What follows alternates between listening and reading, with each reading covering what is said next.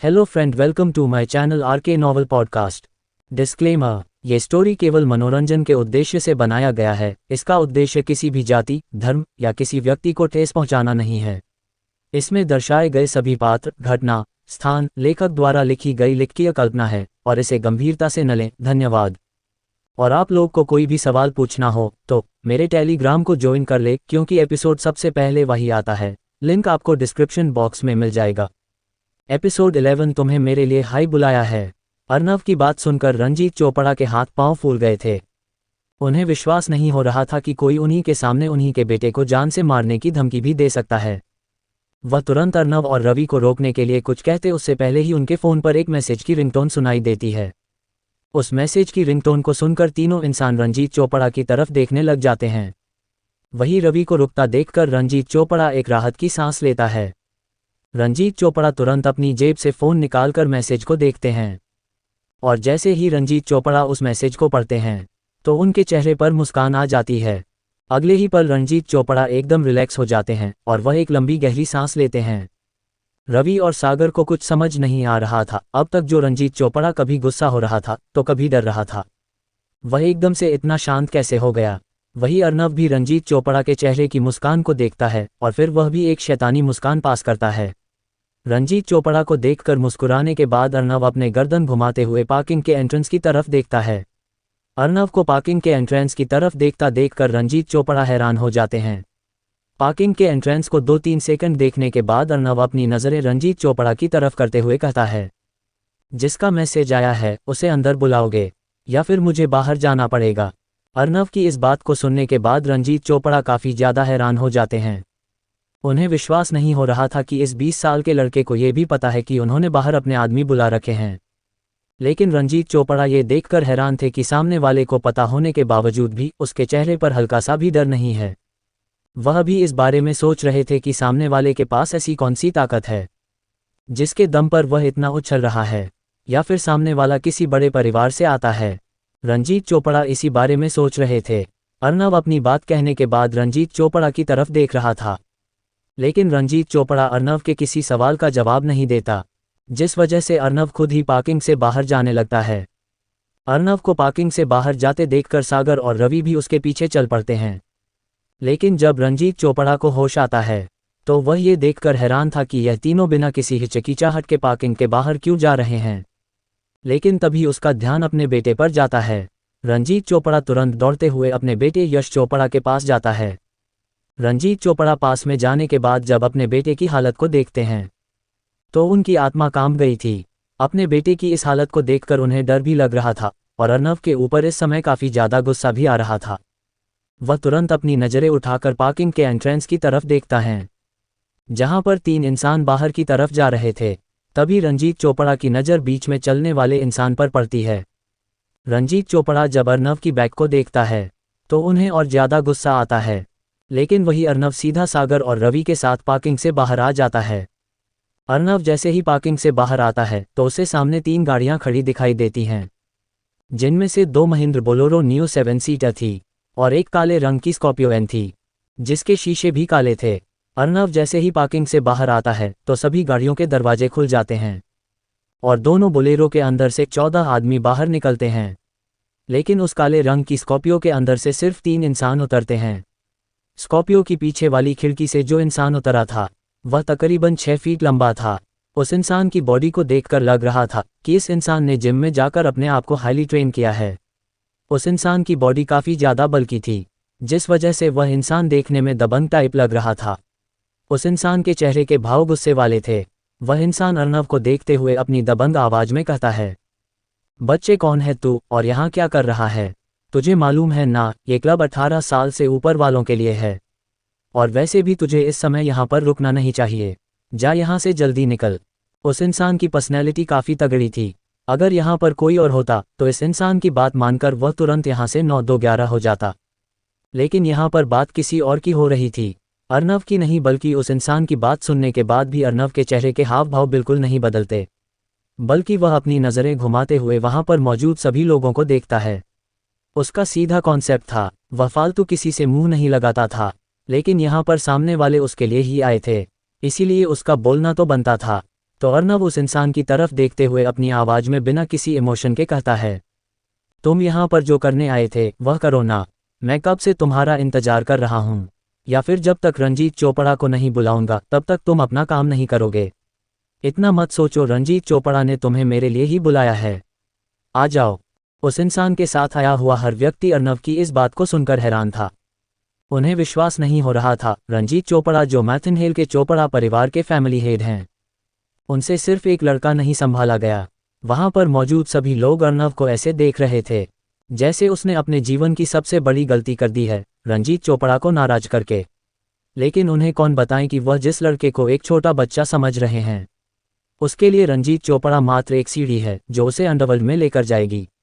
वही अर्नव की बात सुनने के बाद उनका लीडर अर्नव को घूर कर देखता है। वह ये देखकर हैरान था कि इतना छोटा सा बच्चा अपने सामने इतने सारे लोगों को देखने के बाद भी किस तरह से शांत रह सकता है। वह अर्नव की तरफ गुस्से से देखते हुए कहता है, बच्चे आखिर है कौन तू, जो मेरे यानी कि रंजीत राणा के सामने अपना मुंह खोल रहा है। तेरी खेलने की उम्र अभी खत्म नहीं हुई और तू बदमाश बन रहा है। रंजीत राणा यह मैटनहेल तहसील का सबसे बड़ा गुंडा माना जाता है। इस तहसील के अंदर 37 गांव आते हैं और इन 37 के 37 गांव पर रंजीत राणा का राज चलता है। मैटनहेल में रंजीत राणा का नाम बड़े ही इज्जत के साथ लिया जाता है। यहाँ तक कि मैटनहेल में इस इंसान से चोपड़ा परिवार के साथ साथ बाकी बड़े परिवार भी डरते हैं। मैटनहेल के सभी बड़े परिवारों का इसके साथ अच्छा रिश्ता है, इसीलिए अगर इन बड़े परिवारों को गुंडागर्दी वाला कोई काम होता है तो वह रंजीत राणा से ही संपर्क करते हैं। रवि और सागर रंजीत राणा का नाम सुनकर एक दूसरे की तरफ देखते हैं। उनके चेहरे पर इस समय हैरानी साफ दिखाई दे रही थी। रवि और सागर काफ़ी अच्छे फाइटर थे, लेकिन वह भी एक साथ 20 लोगों के साथ नहीं लड़ सकते थे। देखा जाए तो वह यहाँ पर मौजूद 10 लोगों को आराम से लपेट सकते थे, लेकिन 10 लोगों के अलावा वहाँ पर 10 लोग और थे। अर्नव ज़्यादा बोलने पर विश्वास नहीं करता था, इसीलिए वह डायरेक्ट एक्शन लेता है। वह अपनी गर्दन को चटकाते हुए रंजीत राणा को देखता है। अर्नव के चेहरे पर इस समय कोई भी इमोशन नहीं था। उस दिन जेल में रात को अर्नव को जो अपने शरीर के अंदर ऊर्जा महसूस हुई थी, तब से अर्नव को ऐसा लग रहा था उसके शरीर के अंदर ना जाने कितने हाथियों की शक्ति आ गई है, और उसकी रफ्तार और फुर्ती तो किसी चीता और हिरन के जैसी हो गई थी। अर्नव अपनी आंखें बंद करता है और अपनी ब्रीदिंग पर कंट्रोल करता है। अपनी ब्रीदिंग पर कंट्रोल करने से अर्नव का दिमाग एकदम शांत हो गया था। अगले ही पल वह चीते की रफ्तार से रंजीत राणा की तरफ बढ़ता है। रंजीत राणा जब अर्नव को अपनी तरफ बढ़ते देखता है तो उसे भी काफ़ी ज़्यादा गुस्सा आ जाता है। रंजीत राणा को लग रहा था कि सामने वाला उसकी बेइज्जती कर रहा है, इसीलिए अब वह ये नहीं सोचने वाला कि सामने वाला बच्चा है या फिर जवान। रंजीत राणा ने मन बना लिया था कि अर्नव के करीब आने के तुरंत बाद वह उसे एक जोरदार मुक्का मारेगा। अर्नव जैसे ही रंजीत राणा के करीब आता है तो रंजीत राणा अपनी पूरी ताकत से अर्नव के चेहरे पर मुक्का मारता है, लेकिन अगले ही पल रंजीत राणा का मुक्का हवा को चीरते हुए आगे निकल जाता है। रंजीत राणा का वह मुक्का किसी भी चीज़ से नहीं टकराया था, क्योंकि जब रंजीत राणा ने अर्नव को मुक्का मारा था तो अर्नव फुर्ती से रंजीत राणा के उस मुक्के से बच गया था और उसके बगल में आ गया था। रंजीत राणा अपने हमले को खाली जाते देखकर हैरान था, लेकिन वह इस बारे में कुछ सोच समझ पाता उससे पहले ही उसकी राइट साइड की कोच में एक जोरदार मुक्का लगता है। उस एक हमले में ना जाने कितनी ताकत थी कि उस एक हमले से ही रंजीत राणा की पसली टूट गई थी। उद्धरण चिन्ह। पसली टूटने की वजह से रंजीत राणा दर्द में एक जोरदार चीख निकालता है। पसली टूटने की वजह से रंजीत राणा तुरंत अपनी उस साइड को पकड़ते हुए जमीन पर गिर जाता है। अर्नव की इतनी खतरनाक ताकत को देखकर रंजीत राणा के पैरों तले से जमीन खिसक गई थी। रंजीत राणा को विश्वास नहीं हो रहा था कि एक 20 साल के लड़के के पास इतनी ज़्यादा खतरनाक ताकत होगी, जिसने अपने सिर्फ एक हमले से रंजीत राणा के जैसे इतने बड़े गुंडे को जमीन पर गिरा दिया। अर्नव को पता था कि उसके आचार्य की ट्रेनिंग से ही वह इतना ज़्यादा स्ट्रांग बन पाया है, और इस बारे में सिर्फ वही जानता था कि इतना ताकतवर बनने के लिए उसको कितने दर्द से गुजरना पड़ता था। इसीलिए अब उसकी डिक्शनरी में रहम नाम का कोई शब्द ही नहीं था। पहले अर्नव किसी का खून देख लेता था तो वह बेहोश हो जाता था, लेकिन आचार्य इंद्र की ट्रेनिंग के बाद वह एक इंसान को बेरहमी से मौत के घाट भी उतार सकता है, और अब उसे इससे बिल्कुल भी फर्क नहीं पड़ने वाला था, क्योंकि फिजिकल के साथ साथ उसकी मेंटल ट्रेनिंग भी बहुत हार्ड थी। उसकी ट्रेनिंग के दौरान आचार्य इंद्र जेल में होते हुए भी एक ताकतवर फाइटर को डेली उसके पास भेजते थे उसके साथ लड़ने के लिए। शुरुआत में तो अर्नव उनसे डेली पिटता था, लेकिन धीरे धीरे अर्नव में सुधार होता गया और जेल से निकलने के एक हफ्ते पहले उसने उन सभी को एक साथ हरा दिया था। अर्नव की स्ट्रेंथ कान ज़्यादा यहीं से लग सकता था कि वह फाइटर कोई मजाक नहीं थे। वह फाइटर इतने ज़्यादा खतरनाक थे कि वह रंजीत राणा जैसे गुंडे को 1 मिनट के अंदर मौत के घाट उतार सकते थे। अर्नव ने जेल से निकलने के एक हफ्ते पहले उन सभी को हराया जब उनकी संख्या 300 थी। उसने उन 300 फाइटर को अकेले अपने दम पर हराया था। यहीं से अर्नव की ताकत का अंदाजा लगाया जा सकता था कि वह रंजीत राणा जैसे गुंडे को सिर्फ 10 सेकंड के अंदर ही मौत के घाट उतार सकता है। लेकिन अर्नव ने ऐसा किया नहीं। रंजीत राणा की पसली तोड़ने के बाद अर्नव अपनी नज़रें घुमाते हुए बाकी के लोगों को देखता है। रंजीत राणा के साथ आए हुए लोग जब अर्नव की आंखों में देखते हैं तो उनकी रीढ़ की हड्डी में ठंडक फैल जाती है। अर्नव का चेहरा अभी भी शांत था और उसकी आंखें भी किसी गहरे समंदर की तरह बिल्कुल शांत थी। लेकिन ऐसा लग रहा था जैसे अर्नव की आंखों से ठंडी लहर निकल रही है जो लोगों की हड्डियों तक को जमा सकती है। वहां पर मौजूद अब किसी की भी नज़र अर्नव की आंखों से आंखें मिलाने की नहीं हो रही थी। उन सभी लोगों को अच्छे से पता था कि उनका बॉस रंजीत राणा कितना ज़्यादा ताकतवर था। वह भी इस लड़के का एक मुक्का नहीं सहन कर सका तो वह तो उसके एक मुक्के से जान से ही मर जाएंगे। जब अर्नव देखता है कि अब कोई भी उसके साथ लड़ने नहीं आ रहा है तो वह रंजीत राणा की तरफ देखता है। रंजीत राणा अभी भी दर्द में बिलबाला रहा था। अर्नव अपनी ठंडी निगाहों से रंजीत राणा को देखता है और फिर अपना एक पैर उठाकर रंजीत राणा की कलाई पर रख देता है और फिर एक झटके के साथ रंजीत राणा की कलाई को तोड़ देता है। क्रैक, उद्धरण चिन्ह। कलाई के टूटने की आवाज़ सभी लोगों को साफ सुनाई दी थी। पूरा माहौल शांत था लेकिन अचानक से कलाई टूटने की आवाज़ पूरे माहौल में फैल गई और फिर एक दर्दनाक चीख इस रात की शांति को चीरते हुए सुनाई देती है। उद्धरण चिन्ह। कलाई के टूटने से रंजीत राणा लगातार चिल्लाए जा रहा था। उसकी हालत गली के मरे हुए कुत्ते के जैसे हो गई थी। दर्द में तो तड़प रहा था लेकिन उसकी कोई मदद नहीं कर रहा था। रंजीत राणा के खुद उसके आदमी भी रंजीत राणा की मदद करके अर्नव से नहीं पीटना चाहते थे। उन्होंने अभी थोड़ी देर पहले ही देखा था कि मात्र 1 मिनट के अंदर ही इस 20 साल के लड़के ने उनके बॉस रंजीत राणा को जमीन पर ला दिया था। वह सभी अर्नव की ताकत का लोहा मान चुके थे। लगातार रंजीत राणा के चिल्लाने से अर्नव इरिटेट होने लग गया था।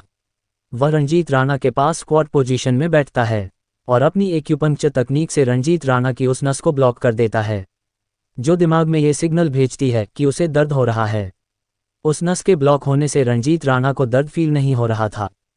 वही पार्किंग में जब रंजीत चोपड़ा किसी के चिल्लाने की आवाज़ सुनता है तो उसे लगता है कि उसके आदमियों ने अर्नव को अच्छा सा सबक सिखा दिया होगा। इसीलिए वह इस समय काफ़ी ज़्यादा खुश था। वह तुरंत अपनी गाड़ी से एक पानी की बोतल निकालकर अपने बेटे को होश में लाता है और उसे कंधे से सहारा देते हुए पार्किंग से बाहर लेकर आता है।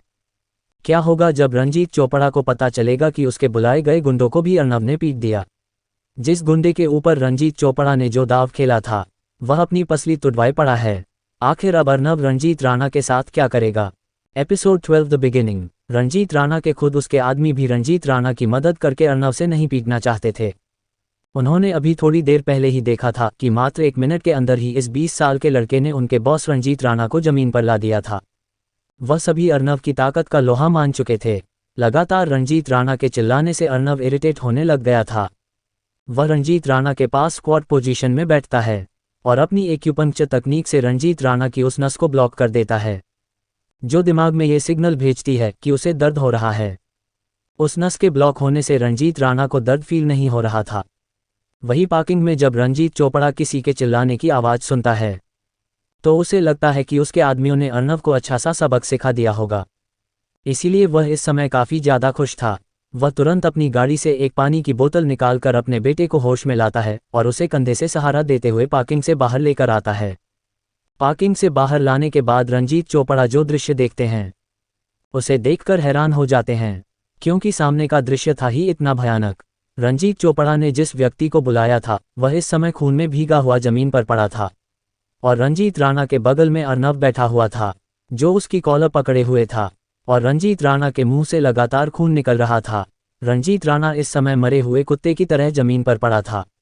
सामने के इस दृश्य ने रंजीत चोपड़ा के पैरों के तले से जमीन खिसका दी थी। अर्नव रंजीत राणा के चेहरे पर एक और थप्पड़ मारते हुए उसे कहता है, बहुत बच्चा बच्चा कर रहा था, देख इसी बच्चे ने तेरी हालत खराब कर दी। अब तेरे पास सिर्फ एक ही चारा है, या तो मेरे लिए काम करने लग जा या मरने के लिए तैयार हो जा। अर्नव की आवाज में इस समय कोई भी इमोशन नहीं था। उसके चेहरे को देखकर साफ पता चल रहा था कि जैसे ही रंजीत राणा उसके लिए काम करने को मन करेगा, वह रंजीत राणा को तुरंत मार देगा। वही रंजीत राणा जब अर्नव की बात सुनता है तो उसके पूरे शरीर में सिहरन दौड़ जाती है। वह अपनी रीढ़ की हड्डी में ठंडक बढ़ती हुई महसूस कर पा रहा था। उसे ऐसा लग रहा था जैसे अर्नव उसे जान से मारने के लिए बिल्कुल तैयार बैठा है। अर्नव से आ रहे किलिंग इंटेंट को रंजीत राणा महसूस कर पा रहा था। उसने आज तक बहुत सी लड़ाई लड़ी थी और बहुत से गैंगस्टरों को मारा भी था, लेकिन उसने आज तक कभी भी इस तरह का किलिंग इंटेंट महसूस नहीं किया था। अर्नव के किलिंग इंटेंट की वजह से रंजीत राणा कुछ सोच समझ नहीं पा रहा था। पहले जो रंजीत राणा किसी पहाड़ की तरह एकदम अडिग खड़ा था, अब वह किसी चूहे की भांति कोई बिल ढूंढ रहा था जिसके अंदर वह जा सके और अपनी जान बचा सके, लेकिन शायद उसे ऐसा कोई बिल मिलने नहीं वाला था। रंजीत राणा ना चाहते हुए भी अर्नव के सामने अपनी गर्दन झुका लेता है और वह अपनी कांपती आवाज में अर्नव को कहता है, मास्टर, मैं आपके सामने अपना सर झुकाता हूँ। मैं आज से आपके नीचे काम करने के लिए तैयार हूँ। आप जैसा बोलेंगे मैं बिल्कुल वैसा करूँगा। रंजीत राणा की इस बात को सुनने के बाद अर्नव के चेहरे पर मुस्कान आ गई थी। अभी थोड़ी देर पहले जो अर्नव कुछ भी नहीं था, वह एक ही पल में मैथन हेल को कंट्रोल करने वाले का बॉस बन गया था। वही रंजीत चोपड़ा जैसे ही रंजीत राणा की बात सुनता है तो उसके पैरों के तले से जमीन खिसक जाती है। रंजीत चोपड़ा ने अपने जिस घोड़े के ऊपर दाव लगाया था, वह घोड़ा रेस शुरू होने से पहले ही हार गया था। रंजीत चोपड़ा अब बहुत ज्यादा डरा हुआ था। उसे पता था रंजीत राणा को अपने कब्जे में करने के बाद अर्नव अब सीधा उसे टारगेट करने वाला है। वही अर्नव मुस्कुराते हुए पलटता है और रंजीत चोपड़ा को देखता है। अर्नव को अपनी तरफ देखता देखकर और उसे मुस्कुराते हुए देखकर रंजीत चोपड़ा के दिल की गति बढ़ जाती है, लेकिन अर्नव उसको सिर्फ एक बार ही देखता है और दोबारा से रंजीत राणा को देखते हुए उसके कुछ एक्यूपंक्चर पॉइंट दबाता है। अर्नव के ऐसा करने के तुरंत बाद उसकी ब्लॉक हुई नस खुल जाती है और उसके शरीर में हो रहा दर्द अचानक से खत्म हो जाता है। रंजीत राणा ये देखकर काफी ज्यादा हैरान था। रंजीत राणा के एक्यूपंक्चर पॉइंट दबाने के बाद अर्नव उसकी तरफ देखते हुए कहता है, 1-2 दिन बेड रेस्ट करना और ग्रीन माउंट ग्रास का सूप पीना, तुम पूरी तरह से ठीक हो जाओगे और भगवान ने साथ दिया तो तुम्हारे इंटरनल ऑर्गन्स पहले से ज्यादा मजबूत हो जाएंगे। अर्नव की बात सुन रंजीत राणा को अपने कानों पर विश्वास नहीं हो रहा था, क्योंकि रंजीत राणा ने जैसे ही अर्नव के लिए काम करने को हाँ कहा, अर्नव ने तुरंत उसके लिए यह बता दिया कि उसे जल्दी ठीक होने के लिए क्या करना चाहिए। लेकिन वह ये जानकर हैरान था कि सामने मौजूद इस 20 साल के लड़के को ग्रीन माउंट ग्रास के बारे में पता है। इसका मतलब सामने वाले को आयुर्वेद और जड़ी बूटियों की भी अच्छी नॉलेज है।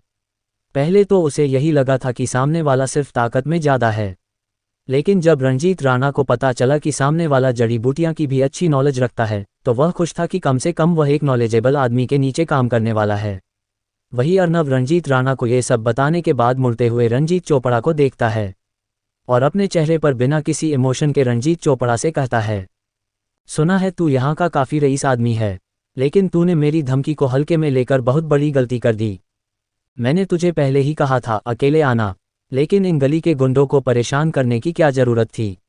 अपने आप को कहीं का 30 मार खा का समझ रहा है। ले जिसको तो बुला कर लेकर आया था वह धरती नाप रहा है। अब तू बता तू क्या करना चाहेगा। खैर छोड़, मैं भी तुझसे क्या पूछ रहा हूँ। तेरे पास तो कोई ऑप्शन ही नहीं है। तेरे पास तो सिर्फ एक ही ऑप्शन है, जल्दी से मुझको 5 खोखा दे दे, वरना तुझे और तेरे बेटे को यही दफना कर तेरे पूरे बिजनेस अंपायर पर अपना कब्जा कर लूँगा। अर्नव का एक एक बोल रंजीत चोपड़ा के दिल पर खंजर की तरह लग रहा था। भले ही चोपड़ा परिवार की कुल नेटवर्थ 70 से 80 करोड़ के आसपास थी, लेकिन चोपड़ा परिवार के पास भी 5 खोखे का लिक्विड फंड नहीं था। एक खोखे का मतलब 1 करोड़ होता है। चोपड़ा परिवार की नेटवर्क में 40% हिस्सा तो उनकी कंपनी के शेयर दे रहे थे। अगर 80 करोड़ में से 40% घटा दिया जाए तो 48 करोड़ बचते हैं, और इस 48 करोड़ में भी चोपड़ा परिवार की प्रॉपर्टी और असेट सभी मिले हुए थे, जिस वजह से चोपड़ा परिवार के पास 5 करोड़ कैश नहीं थे। और जब रंजीत चोपड़ा ये सुनते हैं कि अगर उन्होंने अर्नव को 5 करोड़ नहीं दिए तो वह उन्हें मार देगा, ये सुनकर तो रंजीत चोपड़ा का पूरा शरीर का कांपने लग गया था। रंजीत चोपड़ा को अच्छे से पता था कि जो इंसान रंजीत राणा को इतनी आसानी से हरा सकता है वह उसे बड़े ही आराम से मार सकता है और सबूत तक भी मिटा सकता है। रंजीत चोपड़ा समझ गया था अगर उसने अर्नव को 5 करोड़ नहीं दिए तो वह आज जान से मारा जाएगा। वह तुरंत अपने असिस्टेंट को फ़ोन करके अपने बैंक अकाउंट में पैसे पूछता है। जिस पर उसे पता चलता है कि उसके बैंक अकाउंट में 3 करोड़ हैं। रंजीत चोपड़ा इधर उधर से जुगाड़ लगाते हुए अपने पास 1 करोड़ का और जुगाड़ कर लेता है, लेकिन अभी भी उसे 1 करोड़ की कमी पड़ रही थी। रंजीत चोपड़ा कुछ सोचते हुए अर्नव की तरफ देखा है और उससे लगभग भीख मांगते हुए कहता है, सर, मेरे अकाउंट में सिर्फ 3 करोड़ है और 1 करोड़ का मैं कहीं से जुगाड़ किया है, लेकिन अभी भी 1 करोड़ की कमी आ रही है। रंजीत चोपड़ा आगे कुछ कह पाता उससे पहले ही अर्नव उसे अपने ठंडी निगाहों से घूरने लग जाता है। रंजीत चोपड़ा अर्नव की नज़रों से काफ़ी ज़्यादा डर गया था। वह तुरंत अपनी आगे की बात बताते हुए कहता है, सर, भले ही मेरे पास 1 करोड़ की कमी है, लेकिन मेरे पास मैटनहेल गांव में 2 खेत है जिनकी कीमत लगभग 1.5 से 2 करोड़ है। आप चाहे तो मैं उनको भी आपके नाम कर सकता हूँ।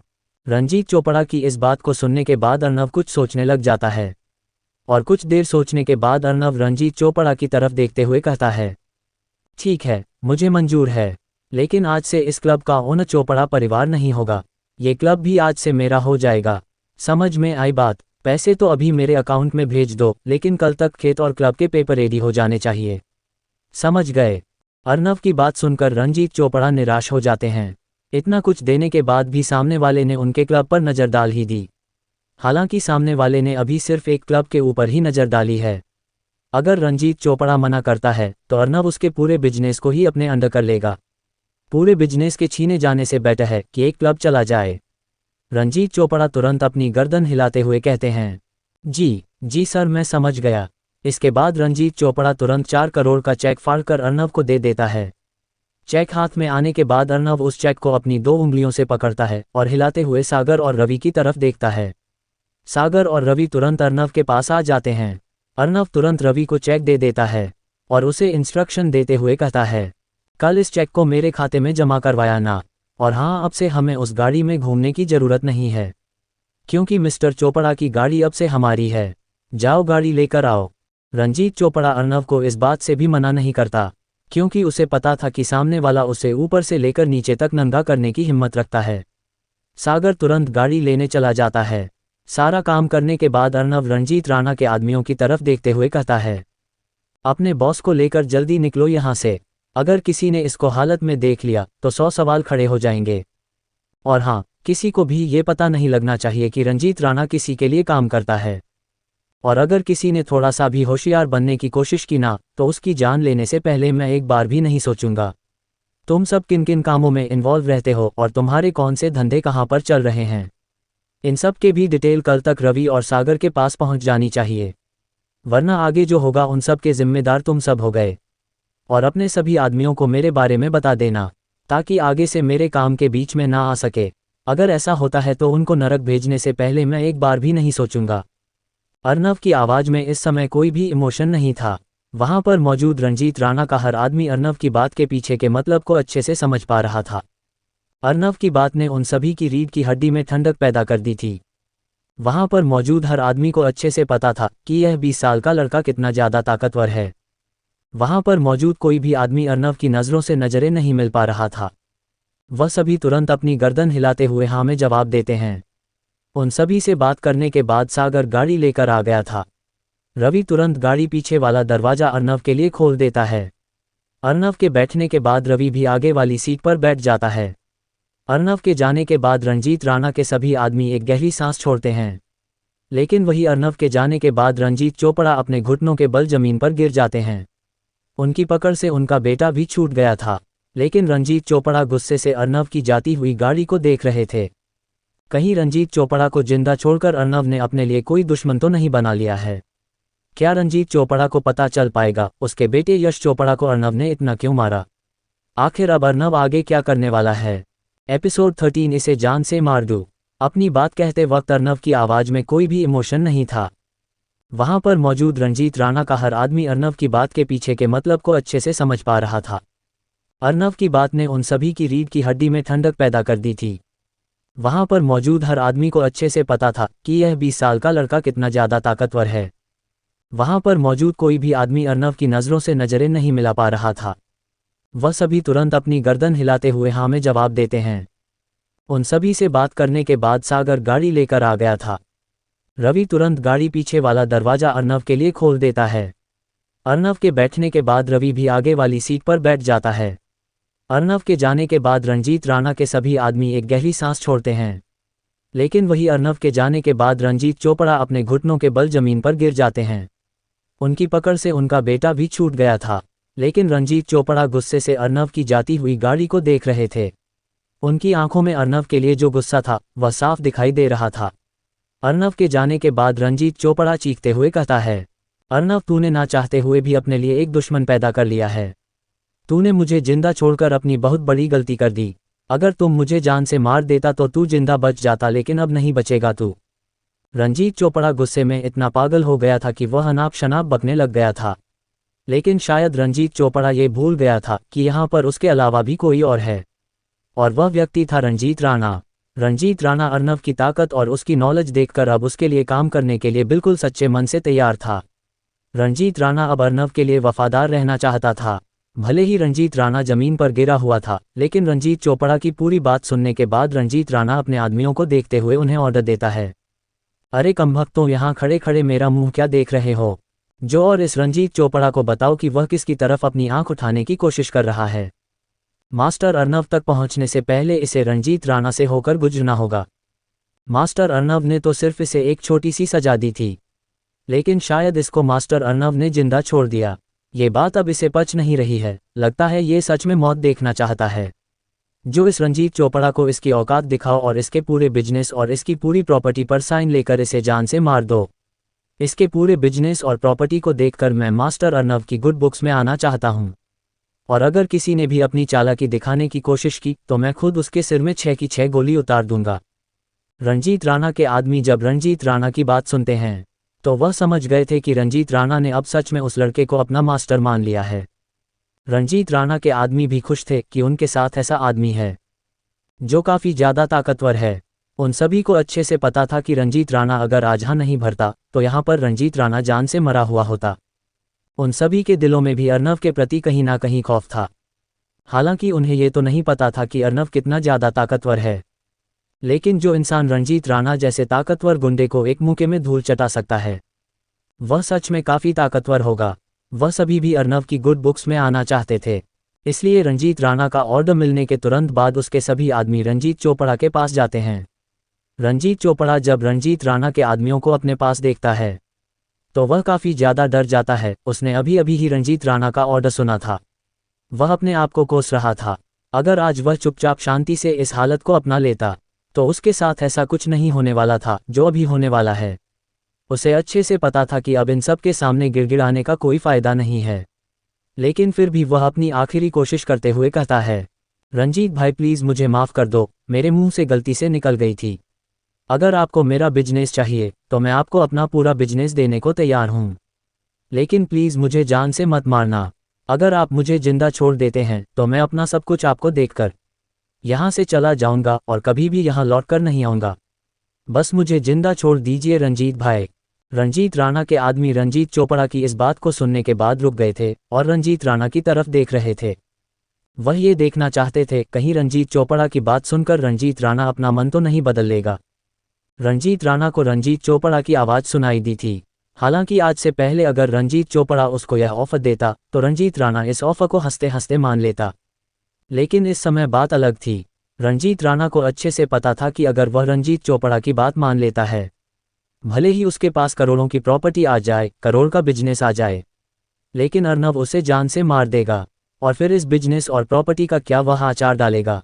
इसीलिए रंजीत राणा अब रंजीत चोपड़ा के इस ऑफर में बिल्कुल भी इंटरेस्टेड नहीं था, और जब वह ये देखता है कि उसके आदमी रुक गए हैं तो वह दोबारा से गुस्से में दहाड़ते हुए कहता है, बेवकूफ़ों, क्या तुम भूल गए हो कि मैंने मास्टर अर्नव के लिए वफादार रहने का वादा किया है? क्या इसकी कुछ करोड़ की प्रॉपर्टी रंजीत राणा की वफादारी खरीद सकती है? नहीं, मैं मास्टर अर्नव के लिए वफादार था और वफादार रहूंगा, लेकिन अब तो इस रंजीत चोपड़ा को और बुरी तरह से पीटना। इसने मुझे यानी कि रंजीत राणा को खरीदने की कोशिश की है। रंजीत राणा भले ही इस समय बुरी तरह से जमीन पर गिरा हुआ था, लेकिन उसका रुतबा अभी भी कम नहीं हुआ था, और वैसे भी रंजीत राणा के लिए रंजीत चोपड़ा जैसे बिजनेसमैन ज़्यादा बड़ी तोप नहीं थे। वह अपनी इस हालत में भी मैटन हेल को हिलाने की ताकत रखता था। हालांकि रंजीत चोपड़ा भी कोई कम ताकतवर नहीं था, लेकिन इस समय वहां पर वह अकेला था। उसके साथ ना ही उसके कोई बॉडीगार्ड थे और ना ही उसके बिजनेस पार्टनर। इसीलिए इस समय उससे डील करना रंजीत राणा के लिए कोई ज़्यादा बड़ी बात नहीं थी। वही रंजीत राणा का ऑर्डर सुनने के बाद उसके सभी आदमी अपने हाथों को चटकाने लग जाते हैं और अगले ही पल पार्किंग के सामने तेज दर्द में चिल्लाने की आवाज़ सुनाई देने लग जाती है। मात्र 5 मिनट के अंदर ही रंजीत चोपड़ा की हालत उसके बेटे से भी ज़्यादा बुरी हो गई थी। रंजीत राणा के आदमियों ने उसकी पीट पीट कर लगभग मौत के दरवाजे के सामने ला दिया था। रंजीत चोपड़ा इस समय जमीन पर पड़ा दर्द में कराह रहा था। उसे अपने शरीर में इतना ज़्यादा दर्द हो रहा था कि वह अपने शरीर का कोई भी अंग नहीं हिला सकता था।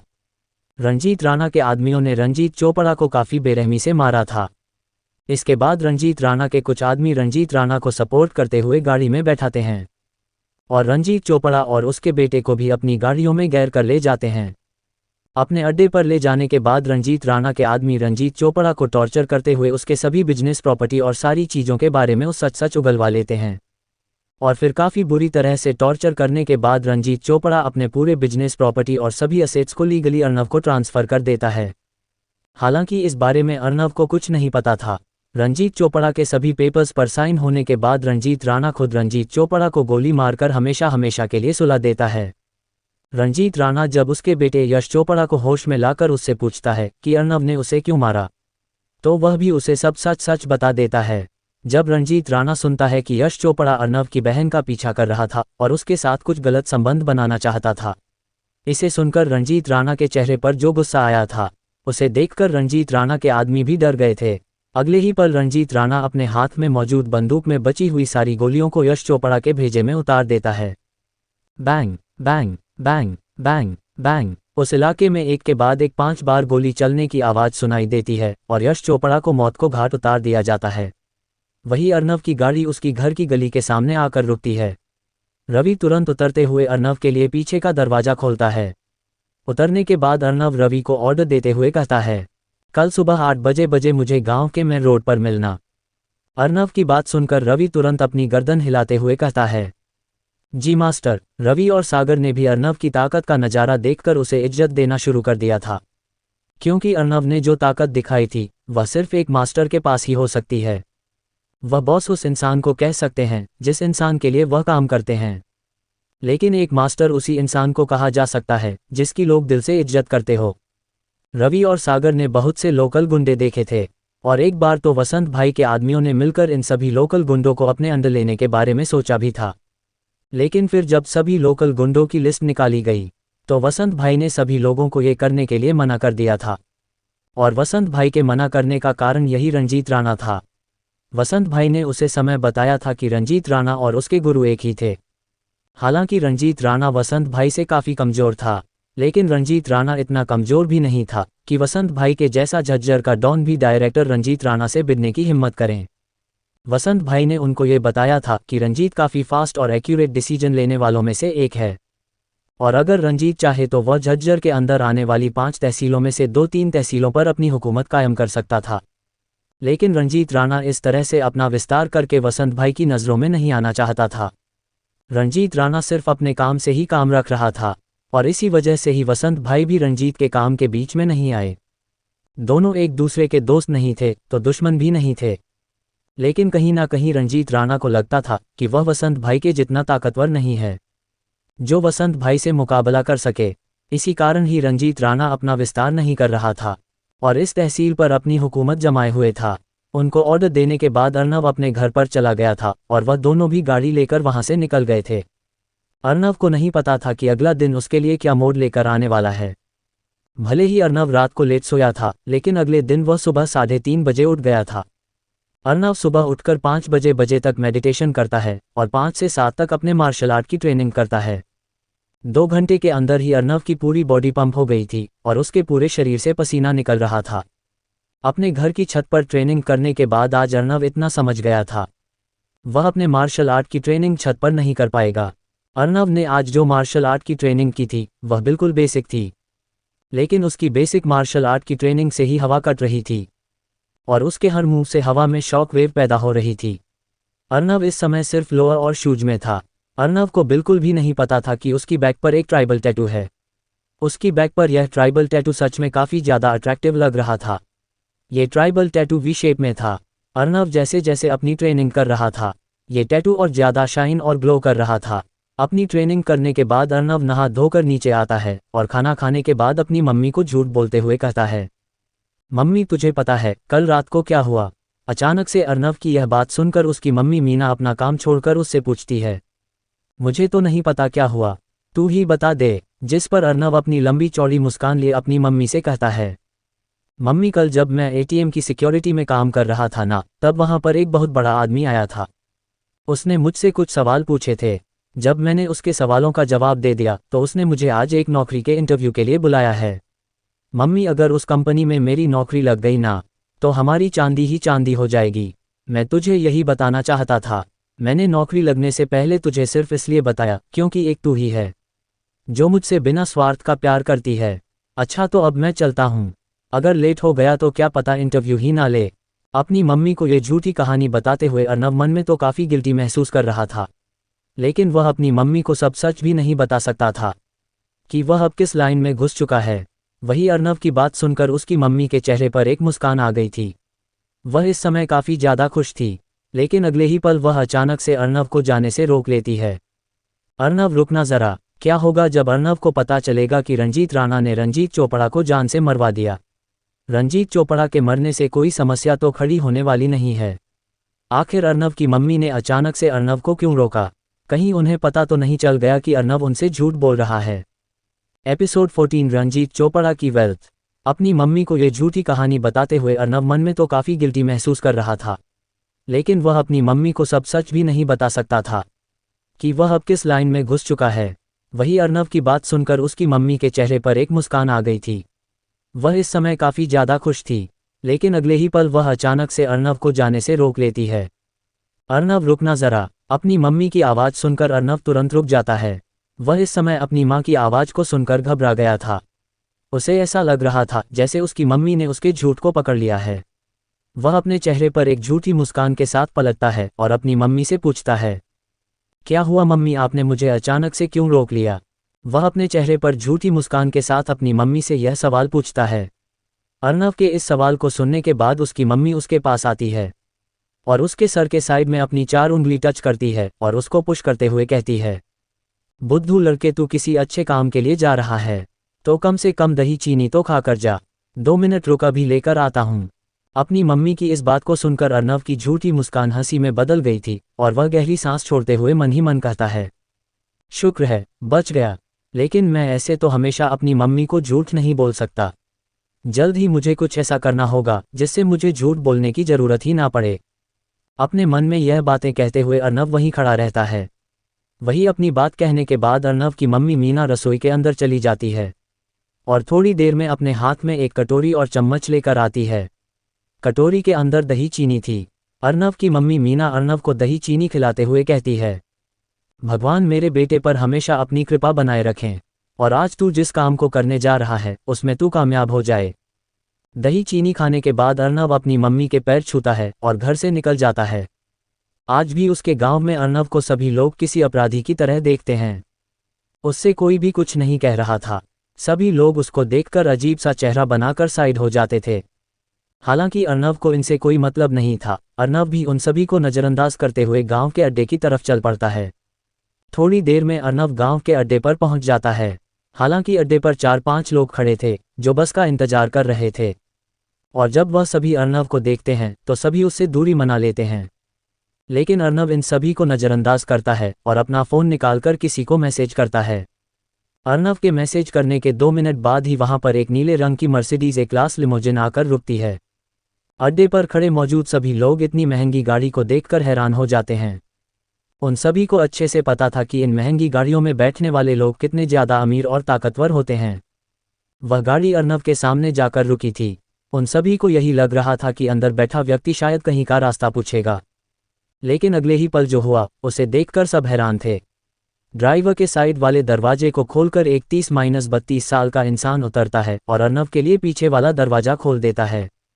वही अर्नव तुरंत गाड़ी के अंदर बैठ जाता है। वह इंसान भी दोबारा गाड़ी में बैठ जाता है और वह गाड़ी वहां से निकल जाती है। इस दृश्य को देखकर वहां पर खड़े गांव के लोगों के चेहरे हैरानी में खुले हुए थे। किसी को भी विश्वास नहीं हो रहा था कि गांव में सभी लोग जिसे अपराधी कहते हैं वह इतनी बड़ी गाड़ी में बैठने की औकात भी रखता है। वही गाड़ी के अंदर बैठने के बाद अर्नव तुरंत समीर को ऑर्डर देते हुए कहता है, गाड़ी को तुरंत रंजीत चोपड़ा के ऑफिस की तरफ ले लो। अर्नव का ऑर्डर सुनने समीर कहता है, जी मास्टर। इतना कहने के बाद समीर गाड़ी को रंजीत चोपड़ा के ऑफिस की तरफ ले लेता है। लेकिन रवि अगले ही पल अर्नव को एक फाइल देते हुए कहता है, मास्टर, कल रात रंजीत राणा के आदमियों ने रंजीत चोपड़ा और उसके बेटे यश चोपड़ा को जान से मार दिया। इस बारे में हमें उनसे कल रात को ही रिपोर्ट मिल गई थी, लेकिन हमने आपको उस समय डिस्टर्ब करने के बारे में नहीं सोचा। और रंजीत राणा के आदमियों ने रंजीत चोपड़ा को जान से इसलिए मारा क्योंकि वह आपके खिलाफ कुछ करने वाला था। इसी वजह से कल रात से ही चोपड़ा परिवार में हलचल मची हुई है। और मैंने जो आपको फाइल दी है, इस फाइल में चोपड़ा परिवार की सभी प्रॉपर्टी और बिजनेस के पेपर हैं।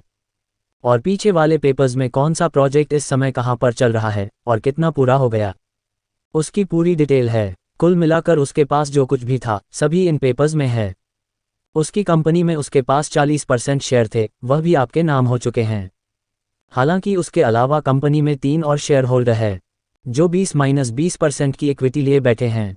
रंजीत चोपड़ा के मरने की खबर इस समय न्यूज़ में भी आ चुकी है, जिस वजह से उनको भी पता चल चुका है और वह पहले से ही रंजीत चोपड़ा के ऑफिस में आ चुके हैं। अगर आप कंपनी के ये 40% शेयर बेच देते हैं तो मार्केट वैल्यू के हिसाब से इन 40% शेयर की कीमत 120 करोड़ है। रंजीत चोपड़ा के नाम पर जो था, अब वह सब कुछ आपके नाम पर हो चुका है। उनकी वैल्यू के हिसाब से आपके पास 40 से 45 करोड़ हैं, जिनमें से 35 करोड़ की तो ज़मीन है। और जिस विला में चोपड़ा परिवार रहता है वह भी आपके नाम हो चुका है। उसे घर की कीमत लगभग 1 करोड़ है।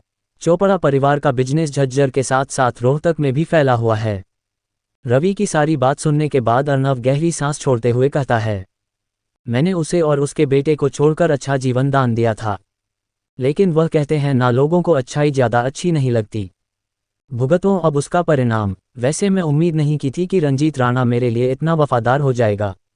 खैर छोड़ो, मुझे उससे क्या, मेरे लिए तो अच्छी बात है। और बात रही बिजनेस की, तो मुझे बिजनेस के बारे में कुछ ज़्यादा नहीं पता।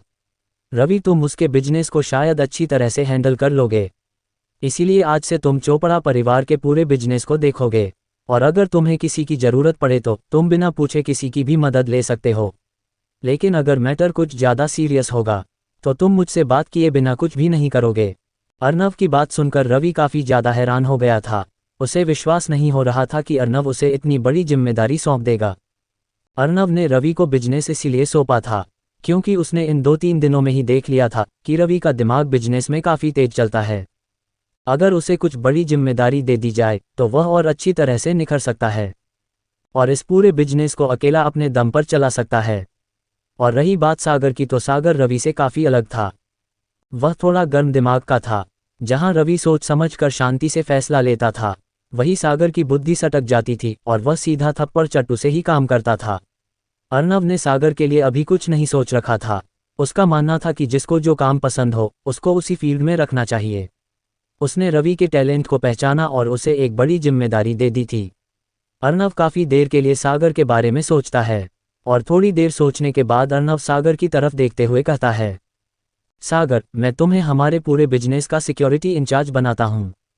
हमारे पास जितने भी सिक्योरिटी गार्ड है तुम उन सभी को अच्छे से ट्रेनिंग दोगे और इनसे अलग तुम्हारी नज़र हमारे बिजनेस के सभी कंपीटिटर्स की तरफ होगी। अगर कोई हमारे खिलाफ जाने की कोशिश करें तो तुम्हें पूरी छूट है कि तुम उस मामले को अपनी तरह से हैंडल कर सकते हो। बस शर्त यह है कि तुम सामने वाले को जान से नहीं मारोगे। सागर, जो अभी गाड़ी चला रहा था, अर्नव की बात सुनकर उसके चेहरे पर मुस्कान आ गई थी। वह यही चाहता था कि उसे कुछ ऐसा काम मिले जिसको करने में उसे मजा आए। हालांकि सागर को अच्छे से पता था कि अर्नव ने उसे एक बहुत बड़ी जिम्मेदारी दी है। सागर और रवि दोनों एक दूसरे की तरफ देखते हैं और एक दूसरे की तरफ देखते हुए अपनी गर्दन हिला देते हैं। उन्हें अच्छे से पता था कि वसंत भाई के लिए काम करते हुए भी उन्हें कोई इतनी बड़ी जिम्मेदारी नहीं मिली थी। वह अच्छे समझ गए थे कि उन दोनों ने अर्नव के लिए काम करने का जो फैसला लिया है वह एकदम सही है। तकरीबन 20 मिनट के बाद गाड़ी एक 5 मंजिला बिल्डिंग के पास आ जाती है। उस बिल्डिंग की सिक्योरिटी में खड़ा गार्ड जब उस गाड़ी को देखता है तो वह तुरंत सलाम ठोकते हुए बिल्डिंग का दरवाज़ा खोल देता है। गाड़ी तुरंत बिल्डिंग के सामने जाकर रुकती है और उसके अंदर से तुरंत रवि निकलता है और अर्नव के लिए दरवाज़ा खोल देता है। सागर भी तुरंत गाड़ी से नीचे उतरकर बिल्डिंग के सामने खड़े गार्ड को चाबी दे देता है और अर्नव के साथ बिल्डिंग के अंदर जाने लगता है। जब वह गार्ड अपने बॉस की गाड़ी के अंदर से किसी दूसरे इंसान को उतरते देखता है तो वह हैरान हो जाता है, लेकिन सामने वाले के रुतबे को देखकर वह कुछ नहीं पूछता और गाड़ी को पार्किंग की तरफ लगाने लग जाता है। बिल्डिंग के अंदर सभी एम्प्लॉय अपना काम कर रहे थे और बहुत से झुंड बनाकर एक दूसरे से बात कर रहे थे। उनमें से बहुतों ने यह सुना था कि रंजीत चोपड़ा की मौत हो गई है, इसीलिए सभी लोग इकट्ठा होकर इस बारे में बात कर रहे थे। अचानक से अर्नव के बिल्डिंग के अंदर आने से सभी लोगों का ध्यान उसे पर चला जाता है।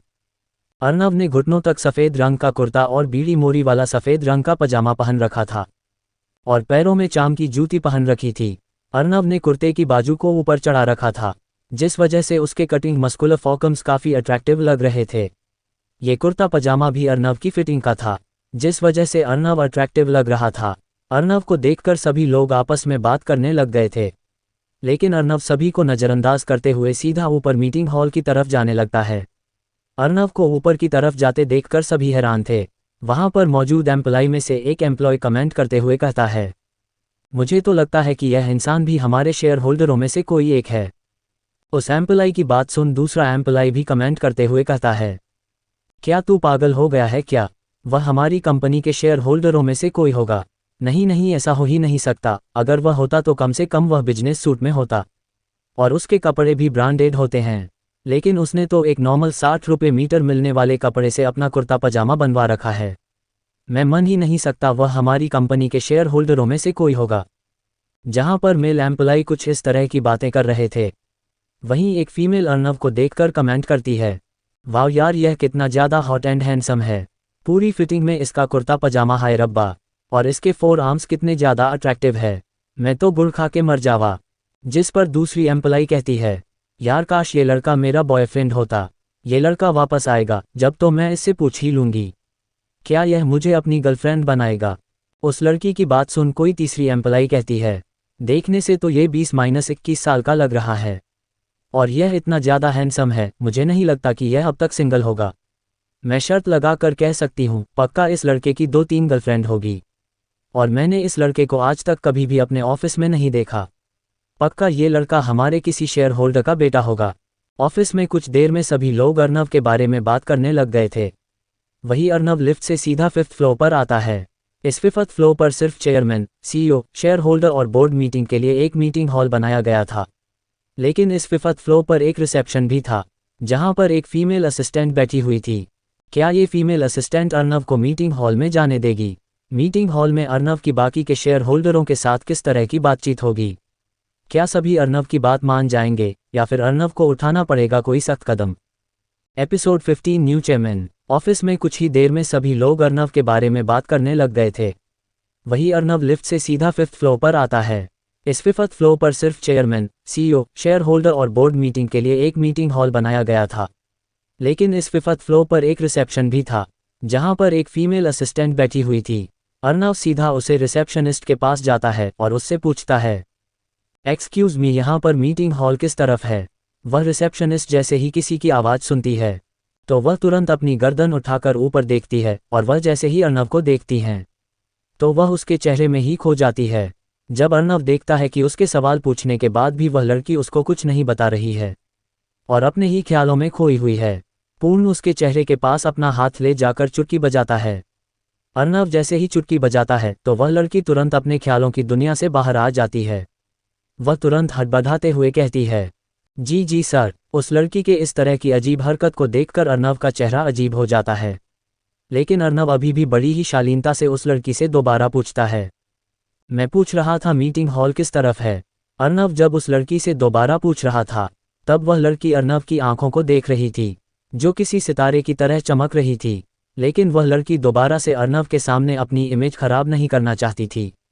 इसीलिए अर्नव के सवाल को सुनने के तुरंत बाद वह उसे जवाब देती है, सर आप आगे से लेफ्ट ले लेना और सेकंड वाला रूम ही मीटिंग हॉल है। लेकिन सर इस समय आप वहां पर नहीं जा सकते क्योंकि वहां पर इस समय एक बहुत ही ज़रूरी मीटिंग हो रही है।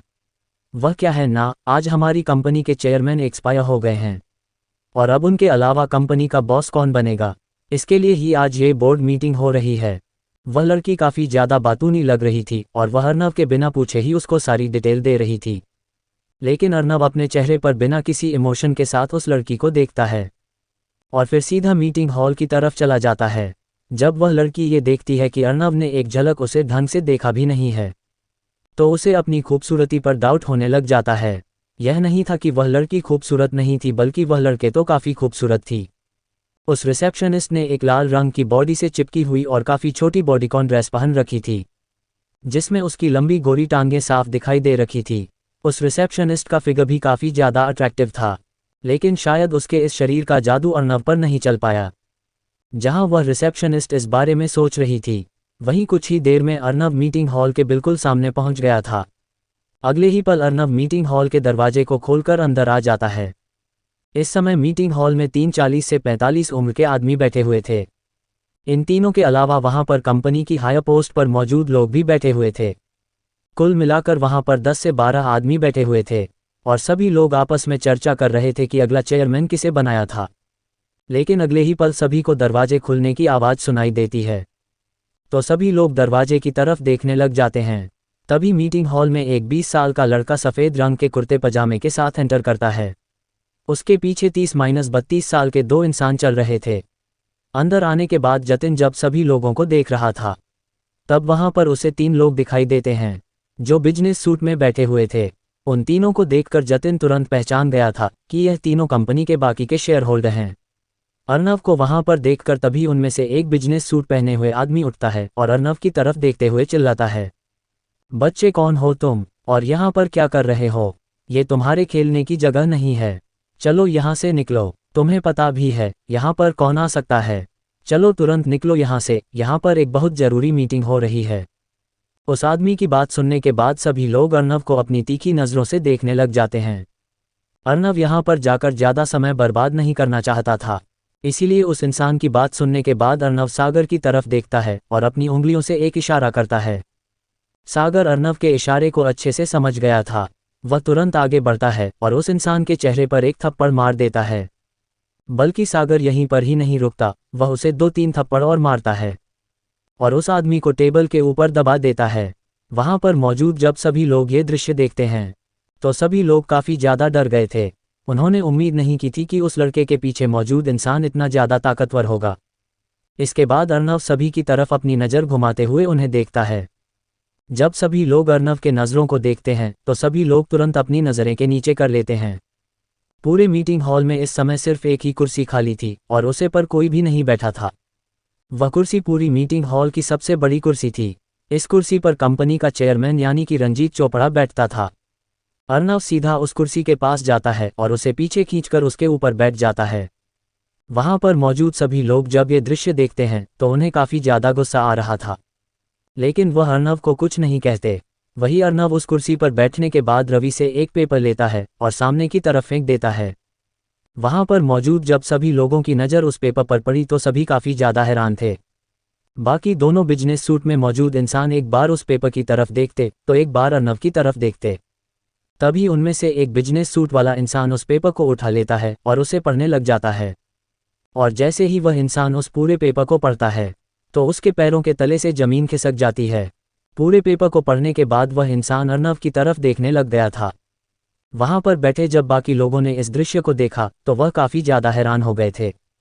उन्हें नहीं पता था आखिर उस पेपर के अंदर क्या लिखा हुआ है। इसके बाद तो एक एक करके सभी लोग उस पेपर को पढ़ने लग गए थे।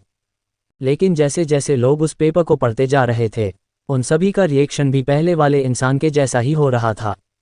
ऐसा इसलिए था क्योंकि उस पेपर में साफ साफ ये लिखा हुआ था, आज से इस कंपनी का अध्यक्ष अर्नव होगा।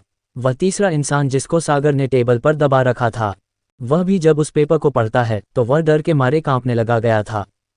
उस पेपर को पढ़ने के बाद अब वहां पर बैठे मौजूद किसी की भी हिम्मत यह नहीं थी कि वह किसी से भी ये पूछे कि अब कंपनी का चेयरमैन कौन होगा, क्योंकि उन्हें अच्छे से पता था कि अब से इस कंपनी का चेयरमैन उनके सामने बैठा ये 20 साल का लड़का होगा। और वह इस बात को मानने से मना भी नहीं कर सकते थे, क्योंकि यह कोर्ट का लीगल पेपर और उसके ऊपर उनकी कंपनी की स्टैंप के साथ रंजीत चोपड़ा के साइन भी थे। अभी तक वहां पर बैठे सभी लोग किसी न किसी तरह से चेयरमैन की पोस्ट को हड़पना चाहते थे, खास करके वह तीनों इंसान। लेकिन अर्नव ने आकर उनके पूरे खेल को बदल दिया था।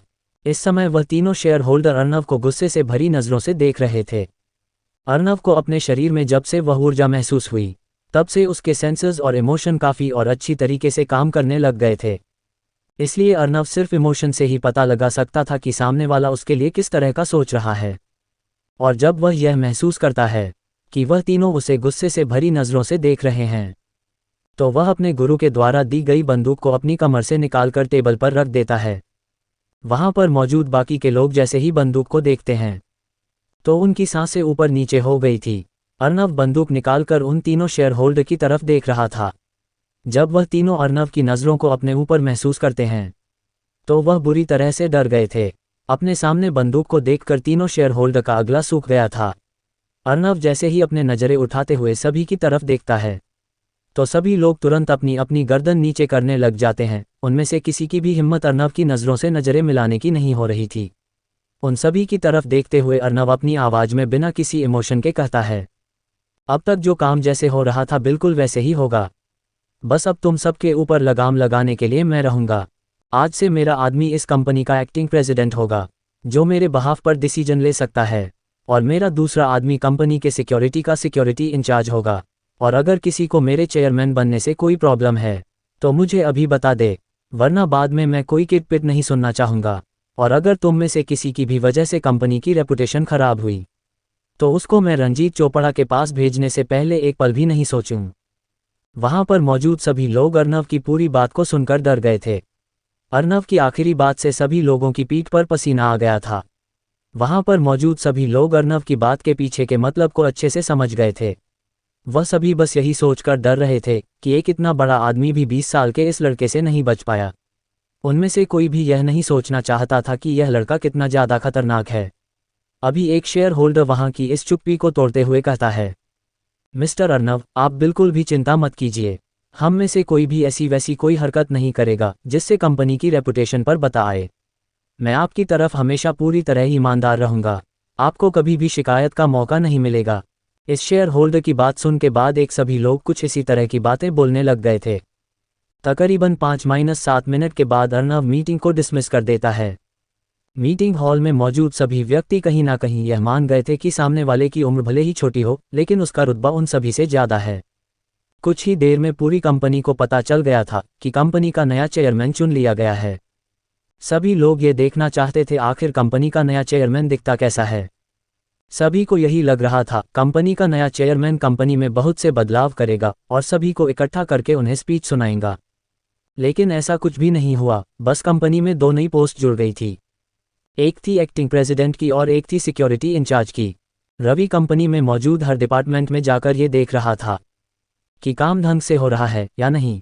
पूरी कंपनी में सभी को ये बात पता चल गई थी कि रवि ही एक्टिंग प्रेसिडेंट है, लेकिन किसी को भी ये पता नहीं चला था आखिर चेयरमैन कौन है। वही अर्नव चेयरमैन के ऑफिस में जाकर चेयरमैन की कुर्सी पर बैठ जाता है। थोड़ी देर में रवि अर्नव को कंपनी की पूरी डिटेल दे देता है और फिर रवि को थोड़ी बहुत बातें बताकर सागर के साथ कंपनी से चला जाता है। गाड़ी में बैठने के बाद अर्नव सागर को GITM कॉलेज की तरफ चलने को बोलता है। क्या अर्नव अपनी बहन का एडमिशन इस कॉलेज में करवाने वाला है? क्या रवि कंपनी को अच्छे से हैंडल कर लेगा? बिजनेस को अक्वायर करने के बाद अब अर्नव आगे क्या चाल चलेगा? एपिसोड 16 डायरेक्टर से मिल सकता हूं। पूरी कंपनी को पता चल गया था कि कंपनी का नया चेयरमैन चुन लिया गया है। सभी लोग ये देखना चाहते थे आखिर कंपनी का नया चेयरमैन दिखता कैसा है। सभी को यही लग रहा था कंपनी का नया चेयरमैन कंपनी में बहुत से बदलाव करेगा और सभी को इकट्ठा करके उन्हें स्पीच सुनाएगा। लेकिन ऐसा कुछ भी नहीं हुआ। बस कंपनी में 2 नई पोस्ट जुड़ गई थी। एक थी एक्टिंग प्रेसिडेंट की और एक थी सिक्योरिटी इंचार्ज की। रवि कंपनी में मौजूद हर डिपार्टमेंट में जाकर ये देख रहा था कि काम ढंग से हो रहा है या नहीं। पूरी कंपनी में सभी को ये बात पता चल गई थी कि रवि ही एक्टिंग प्रेसिडेंट है, लेकिन किसी को भी ये पता नहीं चला था आखिर चेयरमैन कौन है। वही अर्नव चेयरमैन के ऑफिस में जाकर चेयरमैन की कुर्सी पर बैठ जाता है। थोड़ी देर में रवि अर्नव को कंपनी की पूरी डिटेल दे देता है और फिर रवि को थोड़ी बहुत बातें बताकर सागर के साथ कंपनी से चला जाता है। गाड़ी में बैठने के बाद अर्नव सागर को GITM कॉलेज की तरफ चलने को बोलता है। मैटन हिल से GITM कॉलेज की दूरी 30 किलोमीटर की थी। जाम की वजह से वहां तक पहुंचने में अर्नव को 50 मिनट का समय लग गया था। अर्नव के गांव से देखा जाए तो कॉलेज की दूरी 51 किलोमीटर थी। गांव से कॉलेज पहुंचने में लगभग 1.5 घंटा लगता है। कॉलेज में जाने के बाद अर्नव सीधा रिसेप्शन हॉल की तरफ जाता है। अर्नव के साथ सागर भी था। रिसेप्शन हॉल पर 25-26 साल की एक लड़की थी। अर्नव सीधा उस लड़की के पास जाता है और उससे पूछता है, एक्सक्यूज़ मैम, क्या आप बता सकती हैं कि न्यू एडमिशन की क्या प्रोसेस होगी? अर्नव की बात सुनकर जैसे ही वह रिसेप्शन वाली लड़की अपनी नज़र कंप्यूटर पर से हटाकर अर्नव को देखती है, तो उसकी प्रतिक्रिया भी बाकी लड़कियों की तरह होती है। वह अर्नव को देखकर एक पल के लिए अर्नव को ही देखती रहती है, लेकिन वह तुरंत अपने आप को कंट्रोल में कर लेती है और एक गहरी सांस लेते हुए अर्नव से कहती है, सर क्या आप ये बता सकते हैं आप किन का एडमिशन करवाना चाहते हैं और किस कोर्स में? उसी के हिसाब से मैं आपको प्रोसेस बता सकती हूँ। उस लड़की की बात सुनने के बाद अर्नव बिना किसी हिचकिचाहट के बड़ी ही शांति से उस लड़की को जवाब देता है, एक्चुअली मैं यहाँ पर अपना और मेरी बहन का एडमिशन कराने आया था। मेरी बहन मेरे साथ नहीं आई है, लेकिन उसका एडमिशन मैं बीटेक सिविल इंजीनियरिंग में करना चाहता हूँ और मैं अपना बीसीए के कोर्स में कराना चाहता हूँ। अर्नव की बात सुनने के बाद वह लड़की भी शांति के साथ अर्नव को जवाब देती है, सर मैं आपको बता देना चाहती हूँ कि आपका बीटेक का कोर्स 4 ईयर का होगा और बीसीए का 3 ईयर का होगा। सर आपकी बीटेक की पर ईयर की फ़ीस 78,000 होगी और बीसीए की 55,800 पर ईयर होगी और इसके अलावा एडमिशन चार्जेस अलग से लगेगा। अगर आप दोनों एक साथ एडमिशन कराते हैं तो आप 50,000 ईच दे सकते हैं। वैसे एडमिशन चार्ज पर स्टूडेंट 56,000 है और सर इसमें ट्यूशन फीस हॉस्टल फीस अलग है। सर आपको बीटेक की टोटल ट्यूशन फीस पड़ेगी 3,12,000 और सर आपको बीसीए की टोटल फीस 1,67,000 पड़ेगी, लेकिन उसके लिए आपका कट ऑफ में नाम आना चाहिए। उस लड़की की बात सुनने के बाद अर्नव एक गहरी सांस लेता है और सागर की तरफ देखते हुए उसे कहता है, कल मैंने तुम्हें जो चेक दिया था वह तुमने मेरे अकाउंट में जमा करवा दिया। अर्नव की बात सुनने के बाद सागर तुरंत अपनी गर्दन हिलाते हुए कहता है, जी मास्टर, मैं और रवि दोनों एक साथ बैंक गए थे और उस चेक को आपके अकाउंट में ट्रांसफ़र भी करवा दिए है। सागर की बात सुनने के बाद अर्नव और कंफर्ट हो जाता है और फिर वह उसी शांति के साथ उस लड़की से कहता है, क्या मैं आपके कॉलेज के डायरेक्टर से मिल सकता हूँ? अर्नव की अचानक इस रिक्वेस्ट को सुनकर वह लड़की हैरान हो गई थी। उसे नहीं लगा था कि सामने वाला अचानक से यह रिक्वेस्ट रख देगा। उसे ये लग रहा था कि शायद सामने वाला सिर्फ दिखाने में ही अच्छा है, उसके पास पैसे नहीं है, इसीलिए सामने वाला डायरेक्ट से मिलकर फीस के कम कराने की बात करेगा। इसीलिए अब उस लड़की की नज़रों में अर्नव की कोई वैल्यू नहीं रह गई थी।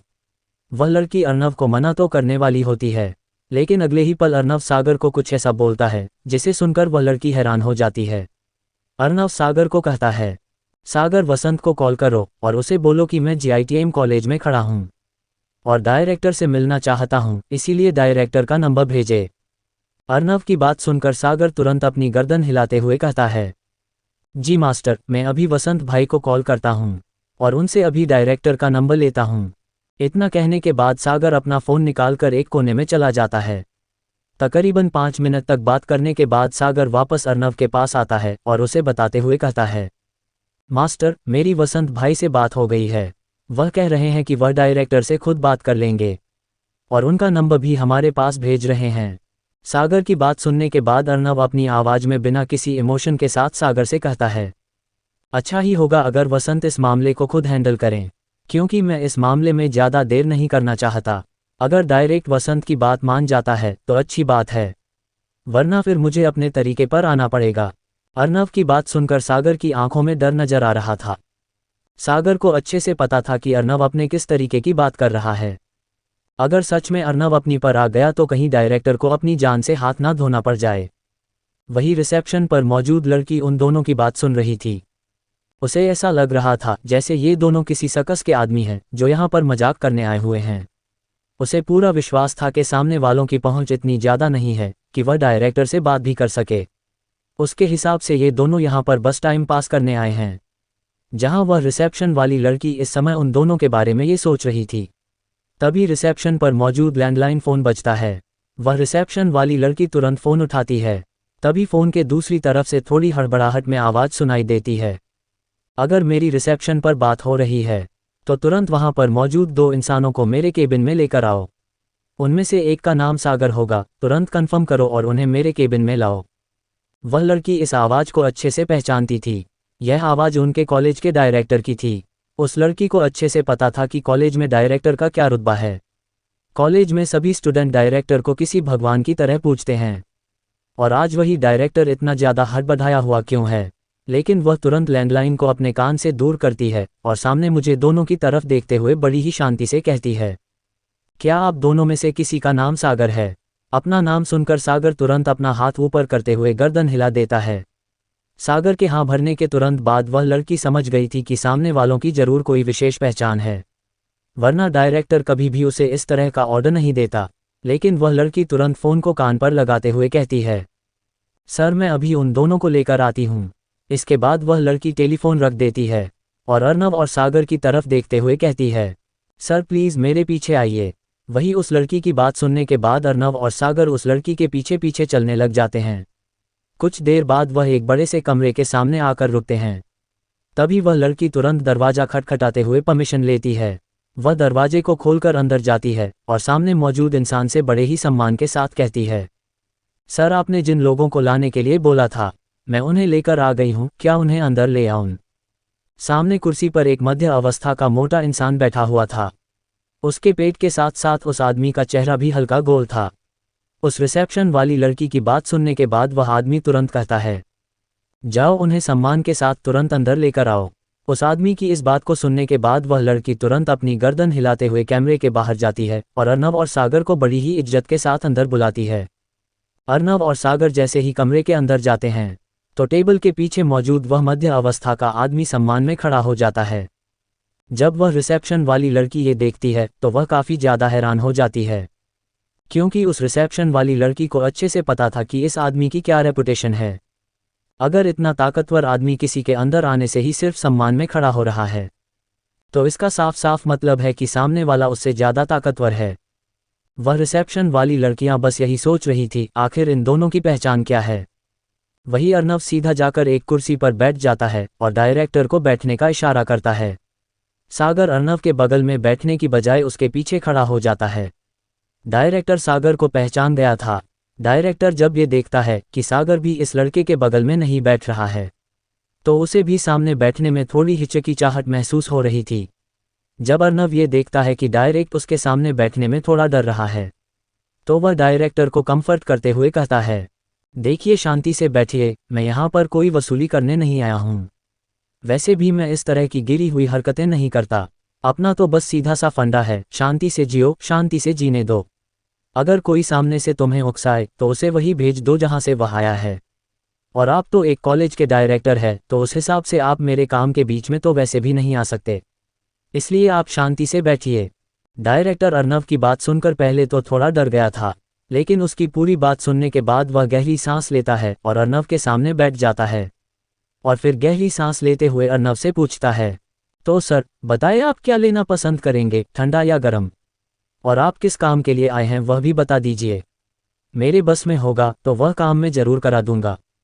डायरेक्टर की बात खत्म होने के तुरंत बाद सागर तुरंत बोल पड़ता है, मेरे लिए बनाना शेक मंगा दीजिएगा। सागर की बात सुनने के बाद डायरेक्टर अपनी आईब्रो ऊपर चढ़ा लेता है और फिर अर्नव की तरफ देखता है। वही अर्नव सागर की बात सुनकर मंद मंद मुस्कुरा रहा था। वह डायरेक्टर की तरफ देखते हुए कहता है, एक कम कीजिए, आप बनाना शेक ही मंगा लीजिए। अर्नव की बात सुनकर डायरेक्ट अपने पास मौजूद घंटी बजाता है। घंटी बजाने के तुरंत बाद एक पियून अंदर आता है। डायरेक्टर उसे ऑर्डर देते हुए कहता है, कैंटीन से 2 ड्राई फ्रूट बनाना शेक लेकर आओ। डायरेक्टर की यह बात खत्म हुई थी कि सागर तुरंत बोल पड़ता है, डायरेक्टर सर 2 क्यों, आप नहीं पीने वाले, एक अपने लिए भी मंगाए। सागर की इस बात को सुनने के बाद भी डायरेक्ट अर्नव की तरफ देखता है और फिर सागर की जगह अर्नव को एक्सप्लेन करते हुए कहता है, सर वह एक्चुअली ना मुझे शुगर की प्रॉब्लम है, इसलिए मैं ये सब चीज़ें नहीं पीता। डायरेक्टर की बात सुनकर सागर कहता है, ओह ये बात है। लेकिन अर्नव डायरेक्टर की बात सुन उन्हें कहता है, आप अपने लिए बिना चीनी का मंगा लीजिए। वैसे भी केले में नेचुरल मीठा रहता है, तो वह आपके शुगर लेवल को नहीं बढ़ाएगा। वैसे भी केला शुगर लेवल को मेंटेन रखता है, और आपकी बात सुनकर लगता है कि आपका शुगर लेवल बहुत ज़्यादा फ्लक्चुएट करता है। मैं आपके लिए कुछ जड़ी बूटियाँ लिखता हूँ, इसका सेवन आपको हफ्ते में 1 बार करना है। इनकी मदद से आपका शुगर लेवल परफेक्टली मेंटेन रहेगा। यह आपके रोज़ दवाई लेने से ज़्यादा बेटर है कि आप हफ्ते में 1 बार उनका सेवन करें। मैं गारंटी देता हूँ 1 महीने के अंदर आपको अपने अंदर खुद रिजल्ट महसूस होगा। 1 महीने के बाद फिर आप मीठा भी खा सकते हैं, और इस बात की मैं गारंटी लेता हूँ। डायरेक्टर ने उम्मीद नहीं की थी कि अर्नव उनकी शुगर का इलाज कर सकता है। पहले तो उसे लग रहा था कि शायद अर्नव मजाक कर रहा है, लेकिन जब वह अर्नव की सीरियसनेस को देखता है तो वह समझ गया था कि अर्नव उसके साथ किसी तरह का कोई मजाक नहीं कर रहा है, और वैसे भी उसकी सामने वाले से कोई दुश्मनी नहीं थी, और इतना बड़ा आदमी होने के नाते वह गलत रिकमेंडेशन भी नहीं देगा। अर्नव तुरंत डायरेक्टर से एक पेन और पेपर लेता है और उस पेपर पर कुछ जड़ी बूटियों के नाम लिख देता है। उस पेपर को लेने के बाद डायरेक्ट अपने फ़ोन में भी उसकी फ़ोटो खींच लेता है। फिर अर्नव डायरेक्टर को उन सभी जड़ी बूटियां को कैसे लेना है ये बताते हुए कहता है, मैंने पर्ची में 4 जड़ी बूटियां लिखी है। चारों जड़ी बूटी 250 ग्राम लेकर उन्हें मिक्सी में डालकर पीस लेना है और उनका पाउडर बना लेना है, और फिर उन सभी जड़ी बूटियां के पाउडर को आपस में मिलाकर हफ्ते में एक बार रात को सोने से पहले दूध में 2 चम्मच मिलाकर पीना है। 4 खुराक के बाद आप खुद महसूस कर पाएंगे कि आपका शुगर लेवल बैलेंस हो गया है। अर्नव की बात सुनकर वह डायरेक्टर तुरंत अपनी गर्दन हिलाते हुए कहता है, थैंक यू सर, आपने जैसा बोला है मैं बिल्कुल वैसा ही करूँगा। वैसे सर, क्या मैं ये जान सकता हूँ कि आप यहाँ पर किस काम के लिए आए हैं? डायरेक्टर की बात सुन अर्नव तुरंत उन्हें सारी बात बताते हुए कहता है, वेल पहले तो आप मुझे यूँ सर सर कहना बंद कीजिए, मेरा नाम अर्नव है, आप मुझे अर्नव कह सकते हैं। और दूसरी बात, मैं यहाँ पर अपना और अपनी बहन के एडमिशन के लिए आया था। इतना कहने के बाद अर्नव डायरेक्टर को सारी डिटेल बता देता है।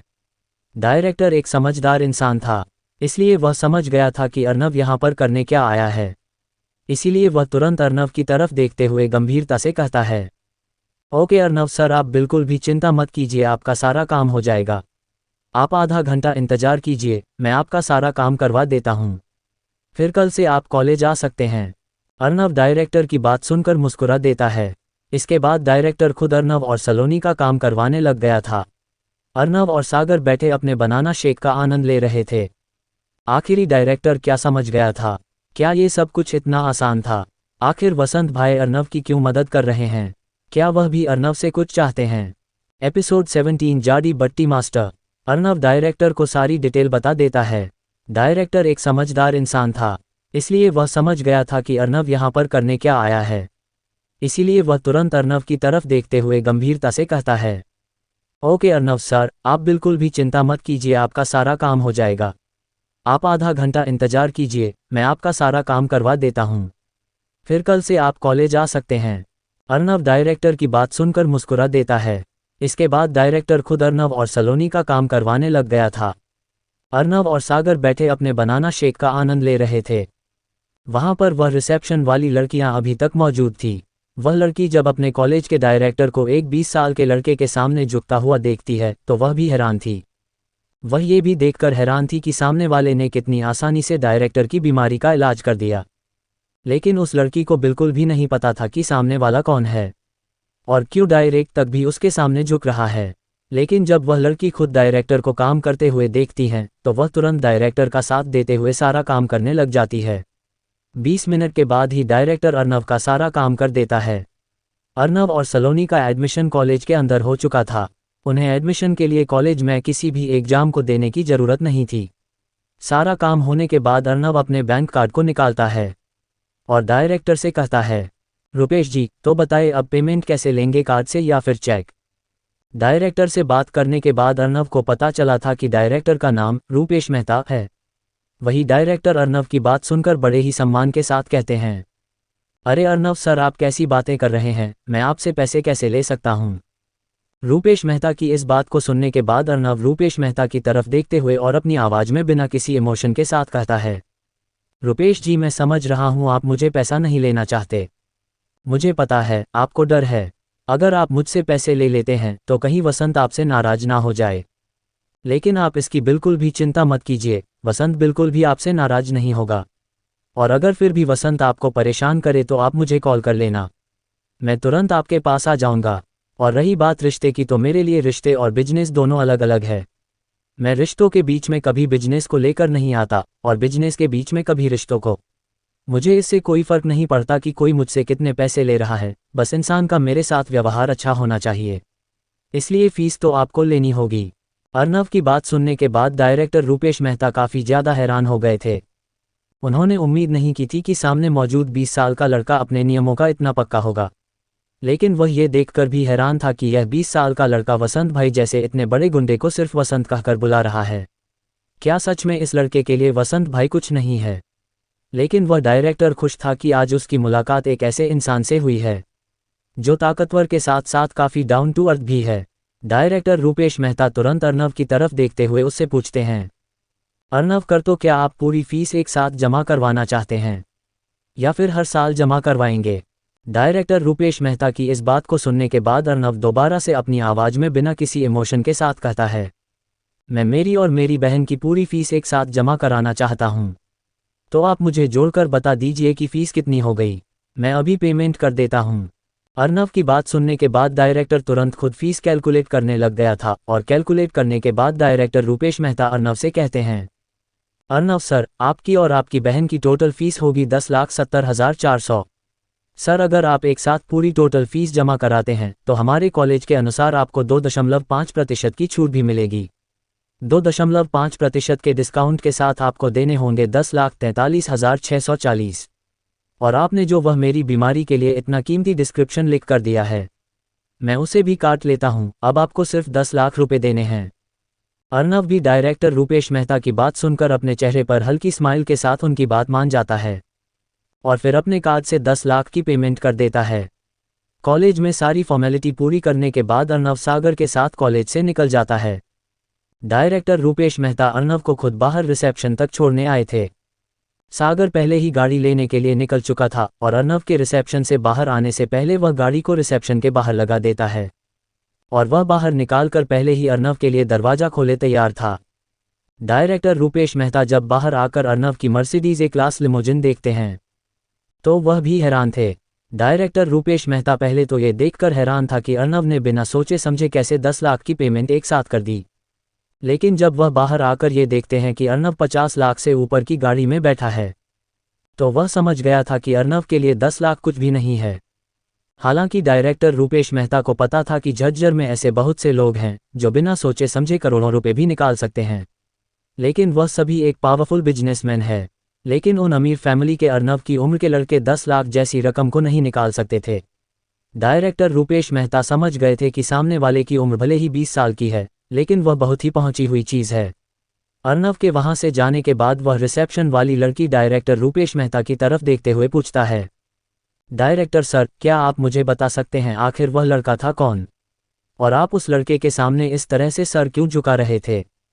उस लड़की की बात सुनने के बाद डायरेक्टर रूपेश मेहता अर्नव की जाती हुई गाड़ी को देखते हुए उस लड़की से कहते हैं, तुम्हें पता है झज्जर के अंडरवर्ल्ड डॉन वसंत भाई को ये लड़का सिर्फ वसंत कहकर बुलाता है और इस लड़के का काम करने के लिए मुझे वसंत भाई का फ़ोन आया था और जब वसंत भाई मुझसे बात कर रहे थे तो वसंत भाई की भी आवाज़ लड़खड़ा रही थी। इसका साफ साफ मतलब है कि वसंत भाई जैसा अंडरवर्ल्ड डॉन भी इस लड़के से डरता है।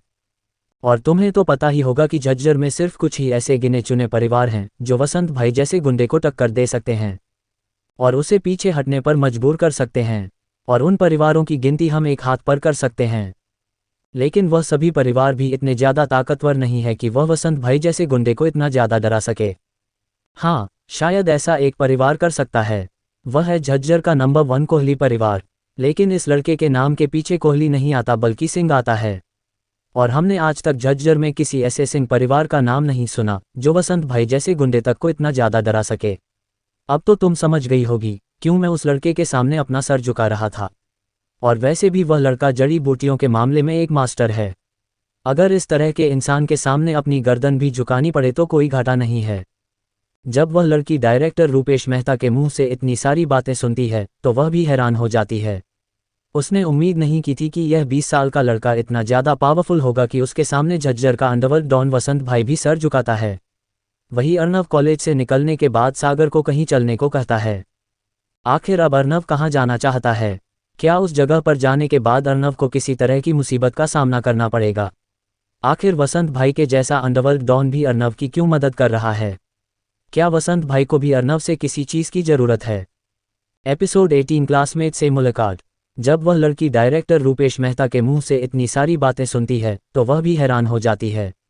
उसने उम्मीद नहीं की थी कि यह 20 साल का लड़का इतना ज़्यादा पावरफुल होगा कि उसके सामने झज्जर का अंडरवर्ल्ड डॉन वसंत भाई भी सर झुकाता है। वही अर्नव कॉलेज से निकलने के बाद सागर को कहता है, सागर, गाड़ी को होंडा के शोरूम की तरफ मोड़ लो। जब सलोनी का इतने अच्छे कॉलेज में एडमिशन करवा ही दिया है तो उसके आने जाने के लिए भी उसके पास कम से कम एक स्कूटी तो हो। अर्नव की बात सुनने के बाद सागर गाड़ी को होंडा के शोरूम की तरफ तो मोड़ लेता है, लेकिन उसके मन में एक सवाल था और उसी के चलते वह अर्नव से पूछ ही लेता है, मास्टर, आपके पास तो अब पैसों की कमी नहीं है, तो आप अपनी बहन के लिए स्कूटी क्यों ले रहे हैं? आप उसे एक अच्छी सी गाड़ी भी तो दे सकते हैं। अगर आप नई नहीं देना चाहते तो हम रंजीत चोपड़ा के कलेक्शन के अंदर से कोई एक अच्छी सी गाड़ी आपकी बहन को भिजवा सकते हैं। सागर की बात सुनने के बाद अर्नव एक गहरी सांस छोड़ता है और सागर की तरफ बिना देखे उसे कहता है, सागर, भले ही आज मेरे पास करोड़ों की प्रॉपर्टी है और मैं अपनी बहन को एक अच्छी सी गाड़ी भी दे सकता हूँ, लेकिन अचानक से मिडिल क्लास परिवार को ये सब हजम नहीं होता। वह इस बारे में मुझसे 100 सवाल करेंगे और मैं उनके उन सवालों के जवाब नहीं दे पाऊंगा। मैं अचानक से उनको इतने सारे पैसे दिखाकर सदमा नहीं देना चाहता, और अगर वह इतने पैसे देखेंगे तो वह मुझे सिर्फ ये पूछेंगे कि मैंने इन्हें कैसे कमाया, और मैं उन्हें यह नहीं बता पाऊंगा कि मैंने एक इंसान को जान से मार दिया। यह बातें कहते वक्त अर्नव की आवाज़ में इमोशन थे। सागर ने आज पहली बार अर्नव की आवाज़ में कोई इमोशन महसूस किया था, वरना आज तक सागर यही लगता था कि अर्नव के अंदर कोई इमोशन ही नहीं है। अपनी बात कहने के बाद अर्नव एक पल के लिए शांत होता है और फिर दोबारा सागर से कहता है, सागर, मुझसे पर्सनल सवाल मत पूछा करो, मेरी प्रोफेशनल लाइफ और पर्सनल लाइफ दोनों अलग अलग है। बेहतर यही होगा कि तुम मेरी पर्सनल लाइफ में दखलंदाजी ना दो और गाड़ी को थोड़ा तेज चलाओ। सागर से अपनी बात कहने के बाद अर्नव चुप हो जाता है और सीट पर पूरा कंफर्ट होकर बैठ जाता है और अपनी गर्दन को सीट से लगाकर अपनी आंखें बंद कर लेता है। तकरीबन 20 मिनट के बाद गाड़ी होंडा के शोरूम के सामने जाकर रुकती है।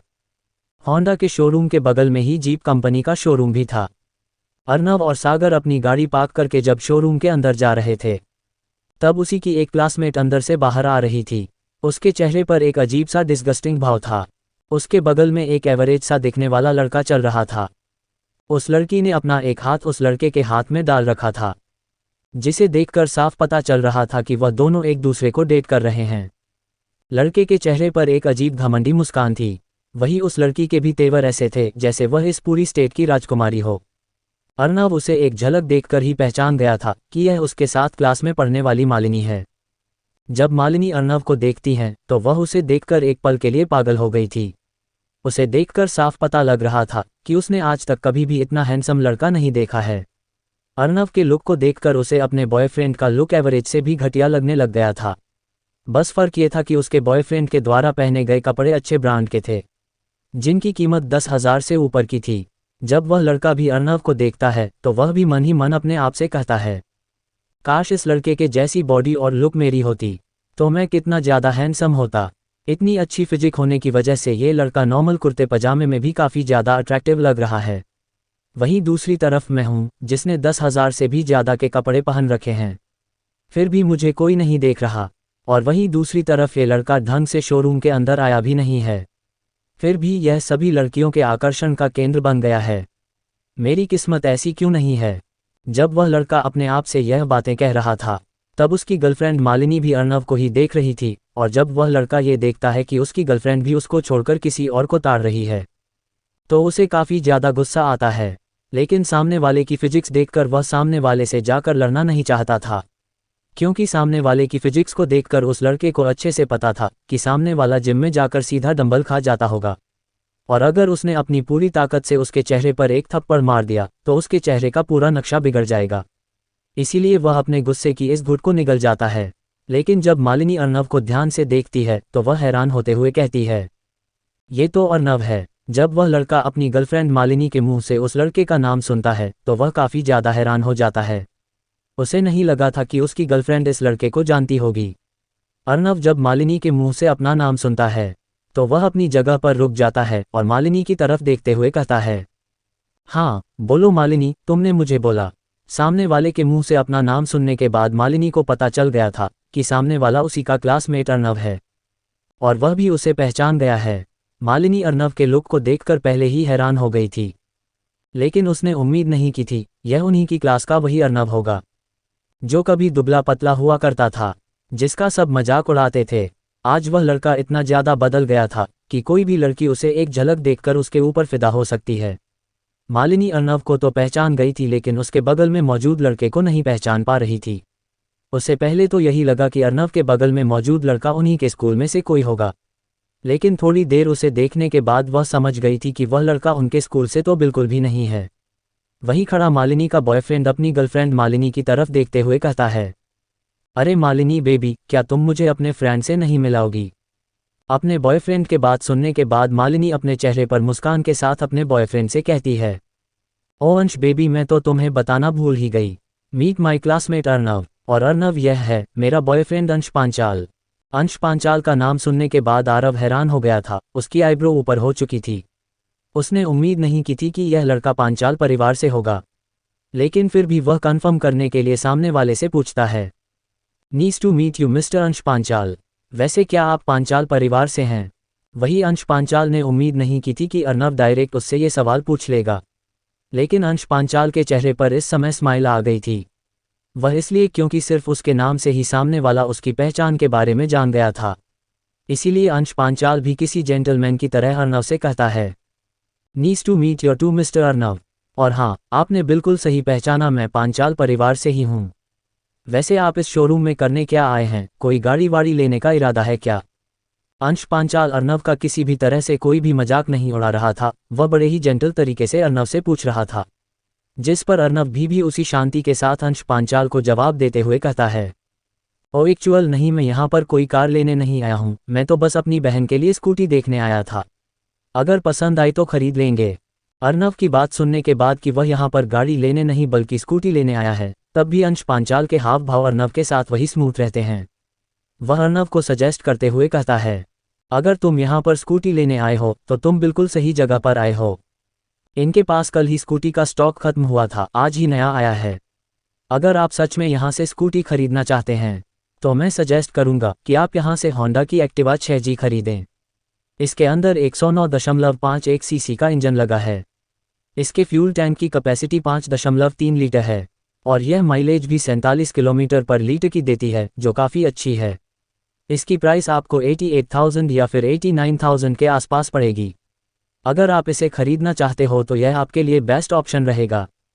जब अर्नव देखता है कि सामने वाला कितनी अच्छी तरह से उसे ट्रीट कर रहा है और उसे एक अच्छा सजेशन भी दे रहा है, लेकिन अंश पांचाल की बात सुनकर अर्नव की भी इस स्कूटी में दिलचस्पी बढ़ जाती है। जब वहां का मैनेजमेंट ये देखता है तो उनमें से एक सेल्समैन आगे आ जाता है और अर्नव को उस स्कूटी के बारे में और भी बातें बताने लग जाता है।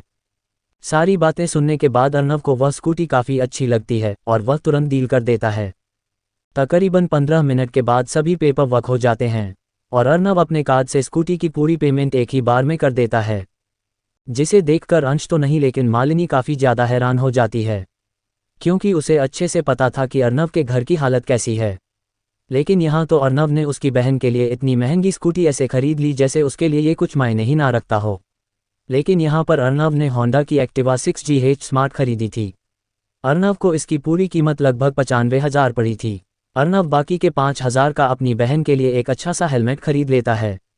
स्कूटी खरीदने के बाद अर्नव अंश पांचाल से हाथ मिलाते हुए उसे कहता है, थैंक यू, तुम्हारा बहुत बहुत शुक्रिया।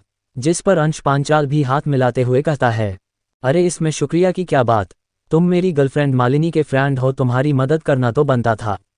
वैसे अगर तुम फ्री हो तो हम साथ में लंच कर सकते हैं। वैसे हम यहाँ पर खरीदने तो कर आए थे, लेकिन मुझे यहाँ पर एक अच्छी कार नहीं मिली, तो सोचा क्यों ना बगल वाले जीप के शोरूम में जाकर एक बार देखा जाए, क्या पता वहाँ पर मुझे एक अच्छी कार मिल जाए। अंश पांचाल की बात सुनने के बाद अर्नव अंश पांचाल से कहता है, हालांकि मुझे गाड़ियों के बारे में इतनी नॉलेज नहीं है, लेकिन तुमने मेरी काफ़ी मदद की है, तो कम से कम मैं तुम्हें कंपनी तो दे ही सकता हूँ। और रही बात लंच की, तो लंच मेरी तरफ से। वैसे सागर को गाड़ियों के बारे में अच्छी नॉलेज है, तुम उसे अपना बजट बता दो, वह तुम्हारे लिए एक अच्छी गाड़ी सजेस्ट कर सकता है। अर्नव की बात सुनने के बाद अंश पांचाल मुस्कुराते हुए कहता है, ओह ये बात है क्या, थैंक यू। वैसे अब तक आपने अपना नाम नहीं बताया, आपका क्या नाम है? सागर अंश के इस सवाल को सुनकर पहले तो हैरान हो गया था, लेकिन वह ये देखता है कि अंश पांचाल अर्नव से काफ़ी अच्छी तरीके से बात कर रहा है, तो वह भी बड़ी ही शांति से अंश पांचाल को अपना नाम बताता है। मेरा नाम सागर है। सागर का नाम सुनने के बाद अंश पांचाल उसकी तरफ भी हाथ बढ़ाते हुए कहता है, ओह हेलो मिस्टर सागर, वैसे आपको तो मेरा नाम पता ही चल गया होगा, इसलिए मैं डायरेक्ट पॉइंट पर आता हूँ। मेरे पास 20 लाख का बजट है, मैं एक अच्छी सी कार देख रहा हूँ। क्या आप मुझे कोई अच्छी कार सजेस्ट कर सकते हैं? अंश पांचाल की बात सुनने के बाद सागर कुछ देर के लिए सोचता है और फिर अंश पांचाल को कहता है, 20 लाख के नीचे मुझे कोई अच्छी कार जो आपकी पर्सनैलिटी को सूट करें वह मिलनी मुश्किल है, लेकिन आप अपने बजट को अगर 5 लाख और बढ़ा सकते हैं तो आप जीप कंपनी की ही जीप कंपास स्पोर्ट्स ले लो।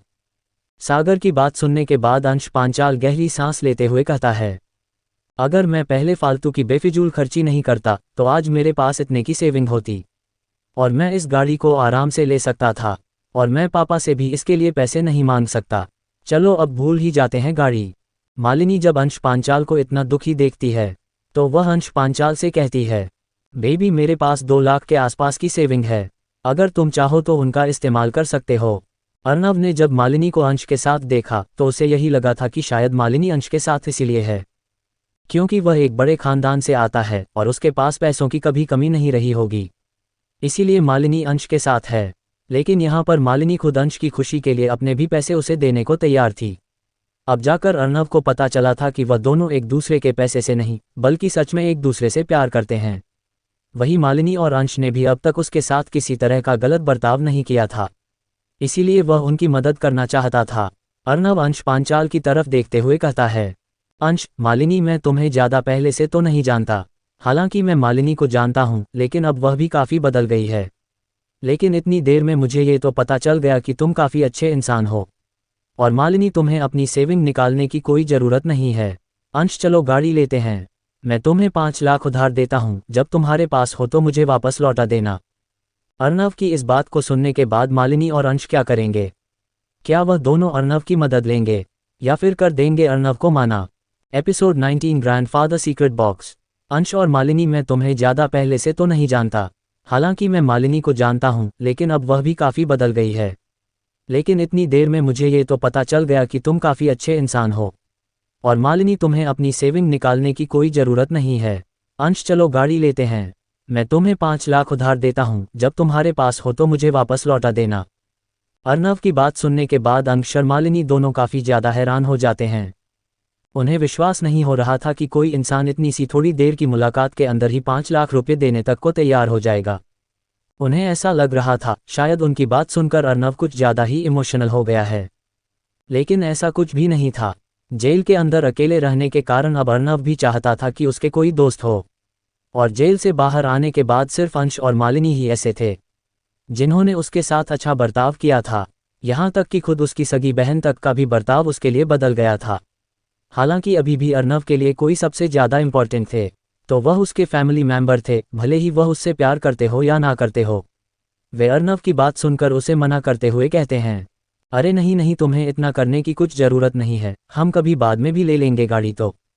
उनकी बात सुनने के बाद अर्नव दोनों की तरफ देखते हुए कहता है, मुझे नहीं पता तुम दोनों क्यों मना कर रहे हो, शायद तुम्हें मुझसे पैसे लेने में शर्म आ रही है, लेकिन मैंने एक बार जो बोल दिया तो बोल दिया।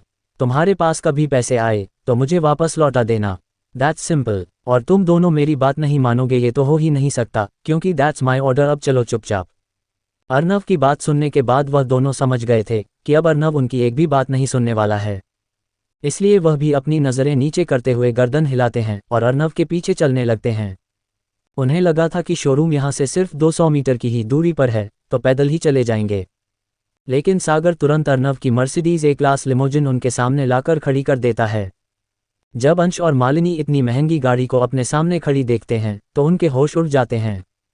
मालिनी को अच्छे से पता था कि अर्नव के परिवार की हालत क्या है और उसके जेल होने के बाद शायद अभी ही वह जेल से रिहा हुआ है और अभी ही उसके पास इतनी महंगी गाड़ी है। हालांकि अंश को गाड़ियों की ज़्यादा नॉलेज तो नहीं थी, लेकिन उसे इतना ज़रूर पता था कि सामने खड़ी गाड़ी लगभग 55 लाख से ऊपर की है। इतनी महंगी गाड़ी तो खुद उसके पिता भी नहीं यूज़ करते थे। उसके पिता के पास भी टोयोटा कंपनी की फॉर्च्यूनर थी जिसकी कीमत लगभग 40 लाख के आसपास पड़ती थी। अंश को अब समझ में आ रहा था आखिर क्यों अर्नव उसे 5 लाख रुपये देने को कह रहा था। जब सामने वाला 50 लाख से ऊपर की गाड़ी में बैठता है तो उसके लिए 5 लाख क्या ही होंगे। लेकिन वही मालिनी को ऐसा लगने लग गया था कि शायद अर्नव जेल से आने के बाद उल्टे सीधे काम करने लग गया है। और शायद मालिनी सही भी थी, क्योंकि जतिन मातनहेल तहसील को कंट्रोल करने वाला गैंगस्टर अब उसके लिए काम करता था। हालांकि अर्नव ने अब तक अंडरवर्ल्ड के अंदर कोई बड़ी हलचल नहीं की थी, वरना जिस हिसाब की अर्नव के पास ताकत है, उसे हिसाब से वह हरियाणा के पूरे अंडरवर्ल्ड को हिला सकता था। जब मालिनी अर्नव को देख रही थी तो अर्नव की नज़र भी मालिनी की आंखों से जाकर मिलती हैं, जिस वजह से अर्नव को मालिनी के दिल के अंदर हो रही हलचल के बारे में पता चल जाता है। अर्नव नहीं चाहता था कि वह जिन्हें अपना दोस्त बनाना चाहता है वह उसकी सच्चाई जानकर उसे दूर हो जाए। इसीलिए वह तुरंत मालिनी के मन में चल रहे विचारों को तोड़ता हुए उसे समझाते हुए कहता है, मालिनी, अपने दिमाग में चल रहे इन उल्टे सीधे ख्यालों को अपने दिमाग से बाहर निकाल दो। तुम जैसा सोच रही हो मैं बिल्कुल भी वैसा नहीं हूँ। मेरे पास ये गाड़ी इसलिए है क्योंकि आज तुमने न्यूज़ तो देखी ही होगी कि कैसे चोपड़ा क्लब के मालिक रंजीत चोपड़ा की मौत हो गई, और उनके साथ साथ उनके बेटे की भी मौत हो गई।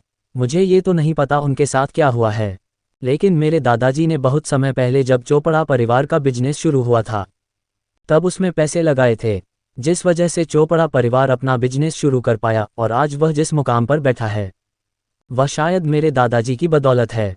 हालांकि इस बारे में मेरे पिता को भी नहीं पता, लेकिन जब मैं जेल से बाहर आया था तो मुझे उनकी संदूक मिली थी जिसके अंदर उनके पेपर थे, और उसमें साफ साफ लिखा था कि मैं उनके इस बिजनेस का 50% उत्तराधिकारी रहूंगा और 50% यश चोपड़ा। लेकिन यश चोपड़ा के मरने के बाद अब चोपड़ा क्लब्स पूरी कमान मेरे हाथों में है, और शायद रंजीत चोपड़ा को भी पता चल गया था कि उनके साथ साथ उनके बेटे की भी मौत हो गई है। इसीलिए उन्होंने सब कुछ मेरे नाम पर कर दिया। और तुम्हें तो पता ही होगा कि क्लब के मामले में चोपड़ा क्लब्स कितने फेमस है और उनका बिजनेस भी कितना अच्छा चलता है, इसलिए मेरे पास अब इतने पैसे हैं। और रही बात, मैं तुम्हारी मदद इसलिए कर रहा हूँ क्योंकि जेल से बाहर आने के बाद तुम दोनों ने ही मुझसे ढंग से बात की है, इसलिए मैं तुम्हारी मदद कर रहा था। अब फैसला तुम्हारे हाथ में है, क्या तुम मेरी मदद स्वीकार करते हो या नहीं? और अगर तुम मना करते हो तो शायद तुम मेरे दोस्त नहीं बनना चाहते। अर्नव ने इस समय जो ये लंबा चौड़ा भाषण दिया था उसमें से आधा एकदम बकवास था और आधा सच था। अर्नव ने जो चोपड़ा परिवार के बिजनेस में अपने दादा के रुपए इन्वेस्ट करने की बात बताई वह सच थी। जब रंजीत चोपड़ा के पिता रामनिवास चोपड़ा इस बिजनेस को शुरू करना चाहते थे तब उनकी अर्नव के दादा से अच्छी दोस्ती थी, लेकिन बिजनेस शुरू करने के लिए उनके पास इतने पैसे नहीं थे। इसीलिए रामनिवास चोपड़ा ने अर्नव के दादाजी जय सिंह से पैसे उधार लिए थे और उन्हें अपने बिजनेस के 50% का मालिक बनाया था। हालांकि जय सिंह को बिजनेस में कोई भी इंटरेस्ट नहीं था, इसीलिए बिजनेस का पूरा मामला रामनिवास चोपड़ा ही संभालते थे। और बाद में जब रामनिवास चोपड़ा के बेटे रंजीत चोपड़ा ने बिजनेस संभालना शुरू किया तब जाकर उसे पता चला था कि उनके बिजनेस का 50% हकदार कोई और इंसान भी है, और पूरे बिजनेस को हड़पने के चक्कर में वह जय सिंह को जान से मरवा देते हैं। हालांकि जय सिंह इस बात को अपने बेटे से नहीं बता पाए थे, लेकिन उन्होंने अपनी संदूक में उन पेपर्स को संभाल कर रख रखा था। और अर्नव ने जिस रात रंजीत चोपड़ा से 5 करोड़ की मांग की थी, उसी रात जब अर्नव सो रहा था तब आधी रात में उसकी नींद खुल गई थी और उसकी नज़र तन पर गई थी, जिसे शेल्विंग भी बोला जाता है। उस पर उसके दादा की वह संदूक रखी थी। जब वह उस संदूक को नीचे उतारकर उसे खोलता है तो उसके अंदर मौजूद कागज़ों को देखकर वह हैरान हो गया था, क्योंकि उसके अंदर चोपड़ा परिवार के 50% बिजनेस के साथ साथ और भी बड़े बड़े बिजनेस के पेपर थे। और उसने रात को ही फैसला कर लिया था कि उसे 5 करोड़ मिलने के तुरंत बाद वह चोपड़ा परिवार से उसके 50% की हिस्सेदारी मांगेगा। लेकिन रात रात में ही रंजीत राणा ने चोपड़ा परिवार को खत्म कर दिया था और चोपड़ा परिवार का पूरा बिजनेस अर्नव के हाथों में थमा दिया था। और इसमें आधी बात गलत ये थी कि अर्नव ऐसे अनजान बन रहा था जैसे रंजीत चोपड़ा की मौत के बारे में उसे बिल्कुल भी नहीं पता। और अब जाकर मालिनी शांत हुई थी, वरना उसके दिमाग में तो उल्टे सीधे ख्याल आने भी शुरू हो गए थे।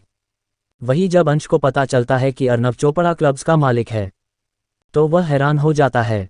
उसे अच्छे से पता था कि पांचाल परिवार और चोपड़ा परिवार की ताकत लगभग बराबर ही है और पैसे के मामले में वह लगभग बराबर है।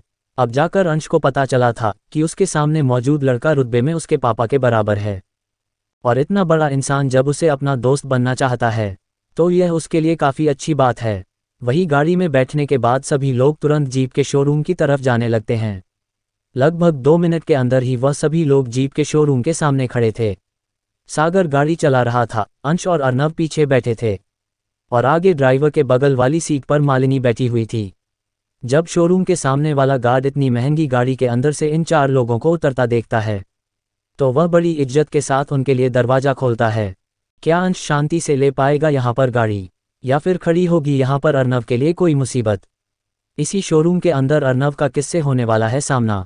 Episode 20 irritate Arnav. अब जाकर अंश को पता चला था कि उसके सामने मौजूद लड़का रुतबे में उसके पापा के बराबर है, और इतना बड़ा इंसान जब उसे अपना दोस्त बनना चाहता है तो यह उसके लिए काफ़ी अच्छी बात है। वही गाड़ी में बैठने के बाद सभी लोग तुरंत जीप के शोरूम की तरफ जाने लगते हैं। लगभग 2 मिनट के अंदर ही वह सभी लोग जीप के शोरूम के सामने खड़े थे। सागर गाड़ी चला रहा था, अंश और अर्नव पीछे बैठे थे और आगे ड्राइवर के बगल वाली सीट पर मालिनी बैठी हुई थी। जब शोरूम के सामने वाला गार्ड इतनी महंगी गाड़ी के अंदर से इन 4 लोगों को उतरता देखता है तो वह बड़ी इज्जत के साथ उनके लिए दरवाज़ा खोलता है। वे जैसे ही अंदर जाते हैं तो उन्हें एक सेल्स गर्ल अटेंड करते हुए कहती है, welcome sir to our Jeep showroom. उस लड़की की बात सुन अर्नव उसे तुरंत कहता है, ओह थैंक यू, वैसे हमें आपकी कंपनी के जीप कंपास सपोर्ट खरीदनी है। अब जल्दी से उसके पेपर वर्क कंप्लीट कीजिए, हम थोड़ा जल्दी में हैं। अर्नव को डायरेक्ट मुद्दे की बात करते देखकर वह सेल्स गर्ल काफ़ी सरप्राइज थी, लेकिन वह अर्नव के कहे मुताबिक तुरंत गाड़ी के डॉक्यूमेंट रेडी करवाने लग जाती है। वह सेल्स गर्ल अर्नव और उसके साथियों को एक केबिन में ले जाकर बैठा देती है। उन सभी के लिए काफ़ी भिजवा दी गई थी, जिसके लिए अर्नव ने तो पीने से मना कर दिया था, वही सागर भी मना कर देता है। उन दोनों ने कॉफ़ी पीने से इसलिए मना कर दिया था क्योंकि वह कॉलेज से सीधा बनाना शेक पीकर आए थे। जब अर्नव केबिन में बैठा था तभी उसे अपने केबिन के बाहर से किसी के जोर जोर से चिल्लाने की आवाज़ आ रही थी। अर्नव पहले तो उसे इग्नोर करता है, लेकिन धीरे धीरे वह आवाज़ काफ़ी तेज हो गई थी, जिससे अर्नव काफ़ी इरिटेट होने लग गया था। उसके चेहरे को देखकर साफ पता चल रहा था कि अर्नव काफ़ी ज़्यादा इरिटेटेड है। इरिटेशन की वजह से उसे गुस्सा भी आ रहा था। जब सागर ये देखता है कि अर्नव को गुस्सा आ रहा है तो उसका गला सूख जाता है। अचानक से उसे अपनी आंखों के सामने वह रात याद आ जाती है जब अर्नव ने यश चोपड़ा को बेरहमी से मारा था। उस बेरहमी के बारे में सोचकर ही सागर को अचानक से झटका लगता है। अब अर्नव और ज़्यादा कंट्रोल नहीं कर पाया था, इसीलिए वह तुरंत सागर का नाम लेता है। सागर। अर्नव के मुंह से अपना नाम सुनकर तुरंत सागर उसकी तरफ देखता है, जहां पर अर्नव उसे उंगलियों से बाहर जाने का इशारा कर रहा था। अर्नव के इशारे को सागर अच्छी तरह से समझ गया था, इसलिए वह तुरंत अपनी जगह से खड़ा होता है और केबिन के बाहर चला जाता है। केबिन के बाहर इस समय एक 30-32 साल का लड़का एक सेल्स गर्ल के ऊपर चिल्ला रहा था। वह लड़का सेल्स गर्ल के ऊपर चिल्लाते हुए कहता है, बेहुदा बदतमीज लड़की, क्या तुझे सच में लगता तू अपने शरीर की इस खूबसूरती से मुझ जैसे इंसान को ठग सकेगी? शायद तुझे पता नहीं है मैं कौन हूँ। मेरा नाम हर्ष है और मैं चौधरी परिवार से हूँ। तुम्हारे इस पूरे शोरूम को यही खड़े खड़े खरीदने की ताकत रखता हूँ, और तुम मुझे सेड्यूस करने की कोशिश कर रही थी। तुम्हारे जैसी लड़कियों को तो मैं चलता चलता खरीद लूँ, और जब मैंने तुम्हारी सच्चाई सभी के सामने बता दी तो तुम मुझ पर ही झूठा इल्ज़ाम लगा रही हो। उस लड़के के सामने इस समय 19-20 साल की एक नाजुक से लड़की खड़ी थी, जो इस समय काफ़ी ज़्यादा डरी और सहमी हुई थी। वह लड़की बड़ी मुश्किल से अपने आंसू रोकने की कोशिश कर रही थी। वही इस लड़की पर इस तरह के इल्ज़ाम लगाते हुए उस लड़के यानी हर्ष चौधरी के चेहरे पर अजीब मुस्कान थी। वहीं उन दोनों के आपस में चिल्लाने की वजह से वहां का स्टाफ भी इकट्ठा हो गया था। उस लड़के का नाम सुनने के बाद वहां का पूरा स्टाफ डर गया था। वहां पर मौजूद किसी ने उम्मीद नहीं की थी कि यह लड़का चौधरी परिवार से होगा, और यह सभी लोग चौधरी परिवार से इसीलिए डर रहे थे क्योंकि चौधरी परिवार झज्जर के पास अमीर परिवारों में से एक था। चौधरी परिवार का झज्जर की पांचों तहसील के अंदर काफ़ी अच्छा बिजनेस था, जिस वजह से झज्जर में चौधरी परिवार की काफ़ी इज्जत थी, और वहां पर मौजूद कोई भी व्यक्ति चौधरी परिवार के इस लड़के को नाराज नहीं करना चाहता था। वही अपने ऊपर इतना घटिया इल्ज़ाम लगते देखकर वह सेल्स गर्ल दोबारा से अपनी सफाई देते हुए कहती है, नहीं, यह इंसान झूठ बोल रहा है, बल्कि यह खुद ही काफ़ी गिरा हुआ इंसान है। जब मैं इसे गाड़ी दिखा रही थी तब ये बार बार जानबूझकर मेरे करीब आ रहा था और मुझे छू रहा था। ये बात कहते हुए उस सेल्स गर्ल की आंखों में आंसू थे। वही उस लड़की की बात सुनकर हर्ष चौधरी अपने दांत पीसते हुए उस सेल्स गर्ल के पास जाता है और उसके कान में बहुत ही धीमी लेकिन गंभीर और कठोर आवाज में उस लड़की को डराते हुए कहता है, ए लड़की, चुप चुप मेरी बात क्यों नहीं मान लेती है? आखिर तेरी दिक्कत क्या है? अगर तू मेरी बात नहीं मानती है तो तेरी नौकरी तो जाएगी ही जाएगी और साथ में तेरी इज्जत भी नीलाम हो जाएगी। मैं तुझे बस इतना ही तो कह रहा हूँ, तुझे बस एक रात के लिए मेरा बिस्तर गर्म करना है। और अगर आज रात तू मुझे खुश कर देती है तो मैं तेरे हर खर्च उठाने को तैयार हूँ, और अगर तू इस बात को मना करती है तो मैं तेरे पूरे परिवार को बर्बाद कर दूंगा। वह लड़की जब हर्ष चौधरी की बात सुनती है तो वह काफ़ी ज़्यादा सहम जाती है। उसे अब हर्ष की बातों से काफ़ी डर लग रहा था। उसे अच्छे से पता था कि चौधरी परिवार कितना पावरफुल है और उनके लिए शायद उसका परिवार कुछ भी नहीं है, लेकिन वह लड़की ऐसे ही तो अपनी इज्जत किसी के हाथ में नहीं दे सकती थी। वहीं केबिन से बाहर आकर सागर भी यह सारा तमाशा देख रहा था। उसे कुछ समझ नहीं आ रहा था आखिर यहाँ पर यह झगड़ा क्यों हो रहा है। इसीलिए वह अपने बगल में मौजूद लड़के से पूछता है, भाई क्या तू मुझे ये बताएगा आखिर यहाँ पर यह झगड़ा क्यों हो रहा है। सागर की बात सुनने के बाद वह लड़का तुरंत सागर की तरफ देखता है और सागर को सारी बात बताते हुए कहता है, भाई बात यह है, जो ये सामने लड़का खड़ा है ना, ये चौधरी परिवार से हर्ष चौधरी है, और इसका कहना है ये लड़की उसके पैसे देखकर उसके ऊपर लट्टू हो गई है और वह उसे सेड्यूस करने लग गई, लेकिन वह उसके जाल में नहीं फंसा। और जब उसने सभी को ये बताएं तो ये लड़की खुद हर्ष चौधरी के ऊपर छेड़खानी का आरोप लगा रही है, और कहीं देर से इनके बीच में इसी बात को लेकर लड़ाई हो रही है। उस लड़के की बात सुनने के बाद अब सागर को सारा मामला समझ में आ रहा था, लेकिन उसे अभी भी पता नहीं चला था यहाँ पर सच कौन बोल रहा है और झूठ कौन बोल रहा है। क्या सागर इस मामले को संभाल पाएगा, या फिर इस मामले को संभालने के लिए आना पड़ेगा अर्णव को बीच में। अगर अर्णव आ गया तो वह क्या करेगा। स्टोरी में आगे, story name is the rise of secret billionaire mafia में जाने आगे क्या होगा। ऐसे ही रोमांचक और इंटरेस्टिंग स्टोरी सुनने के लिए आरके नॉवल पॉडकास्ट को सब्सक्राइब कर ले ताकि वीडियो सबसे पहले आप तक पहुंच जाए।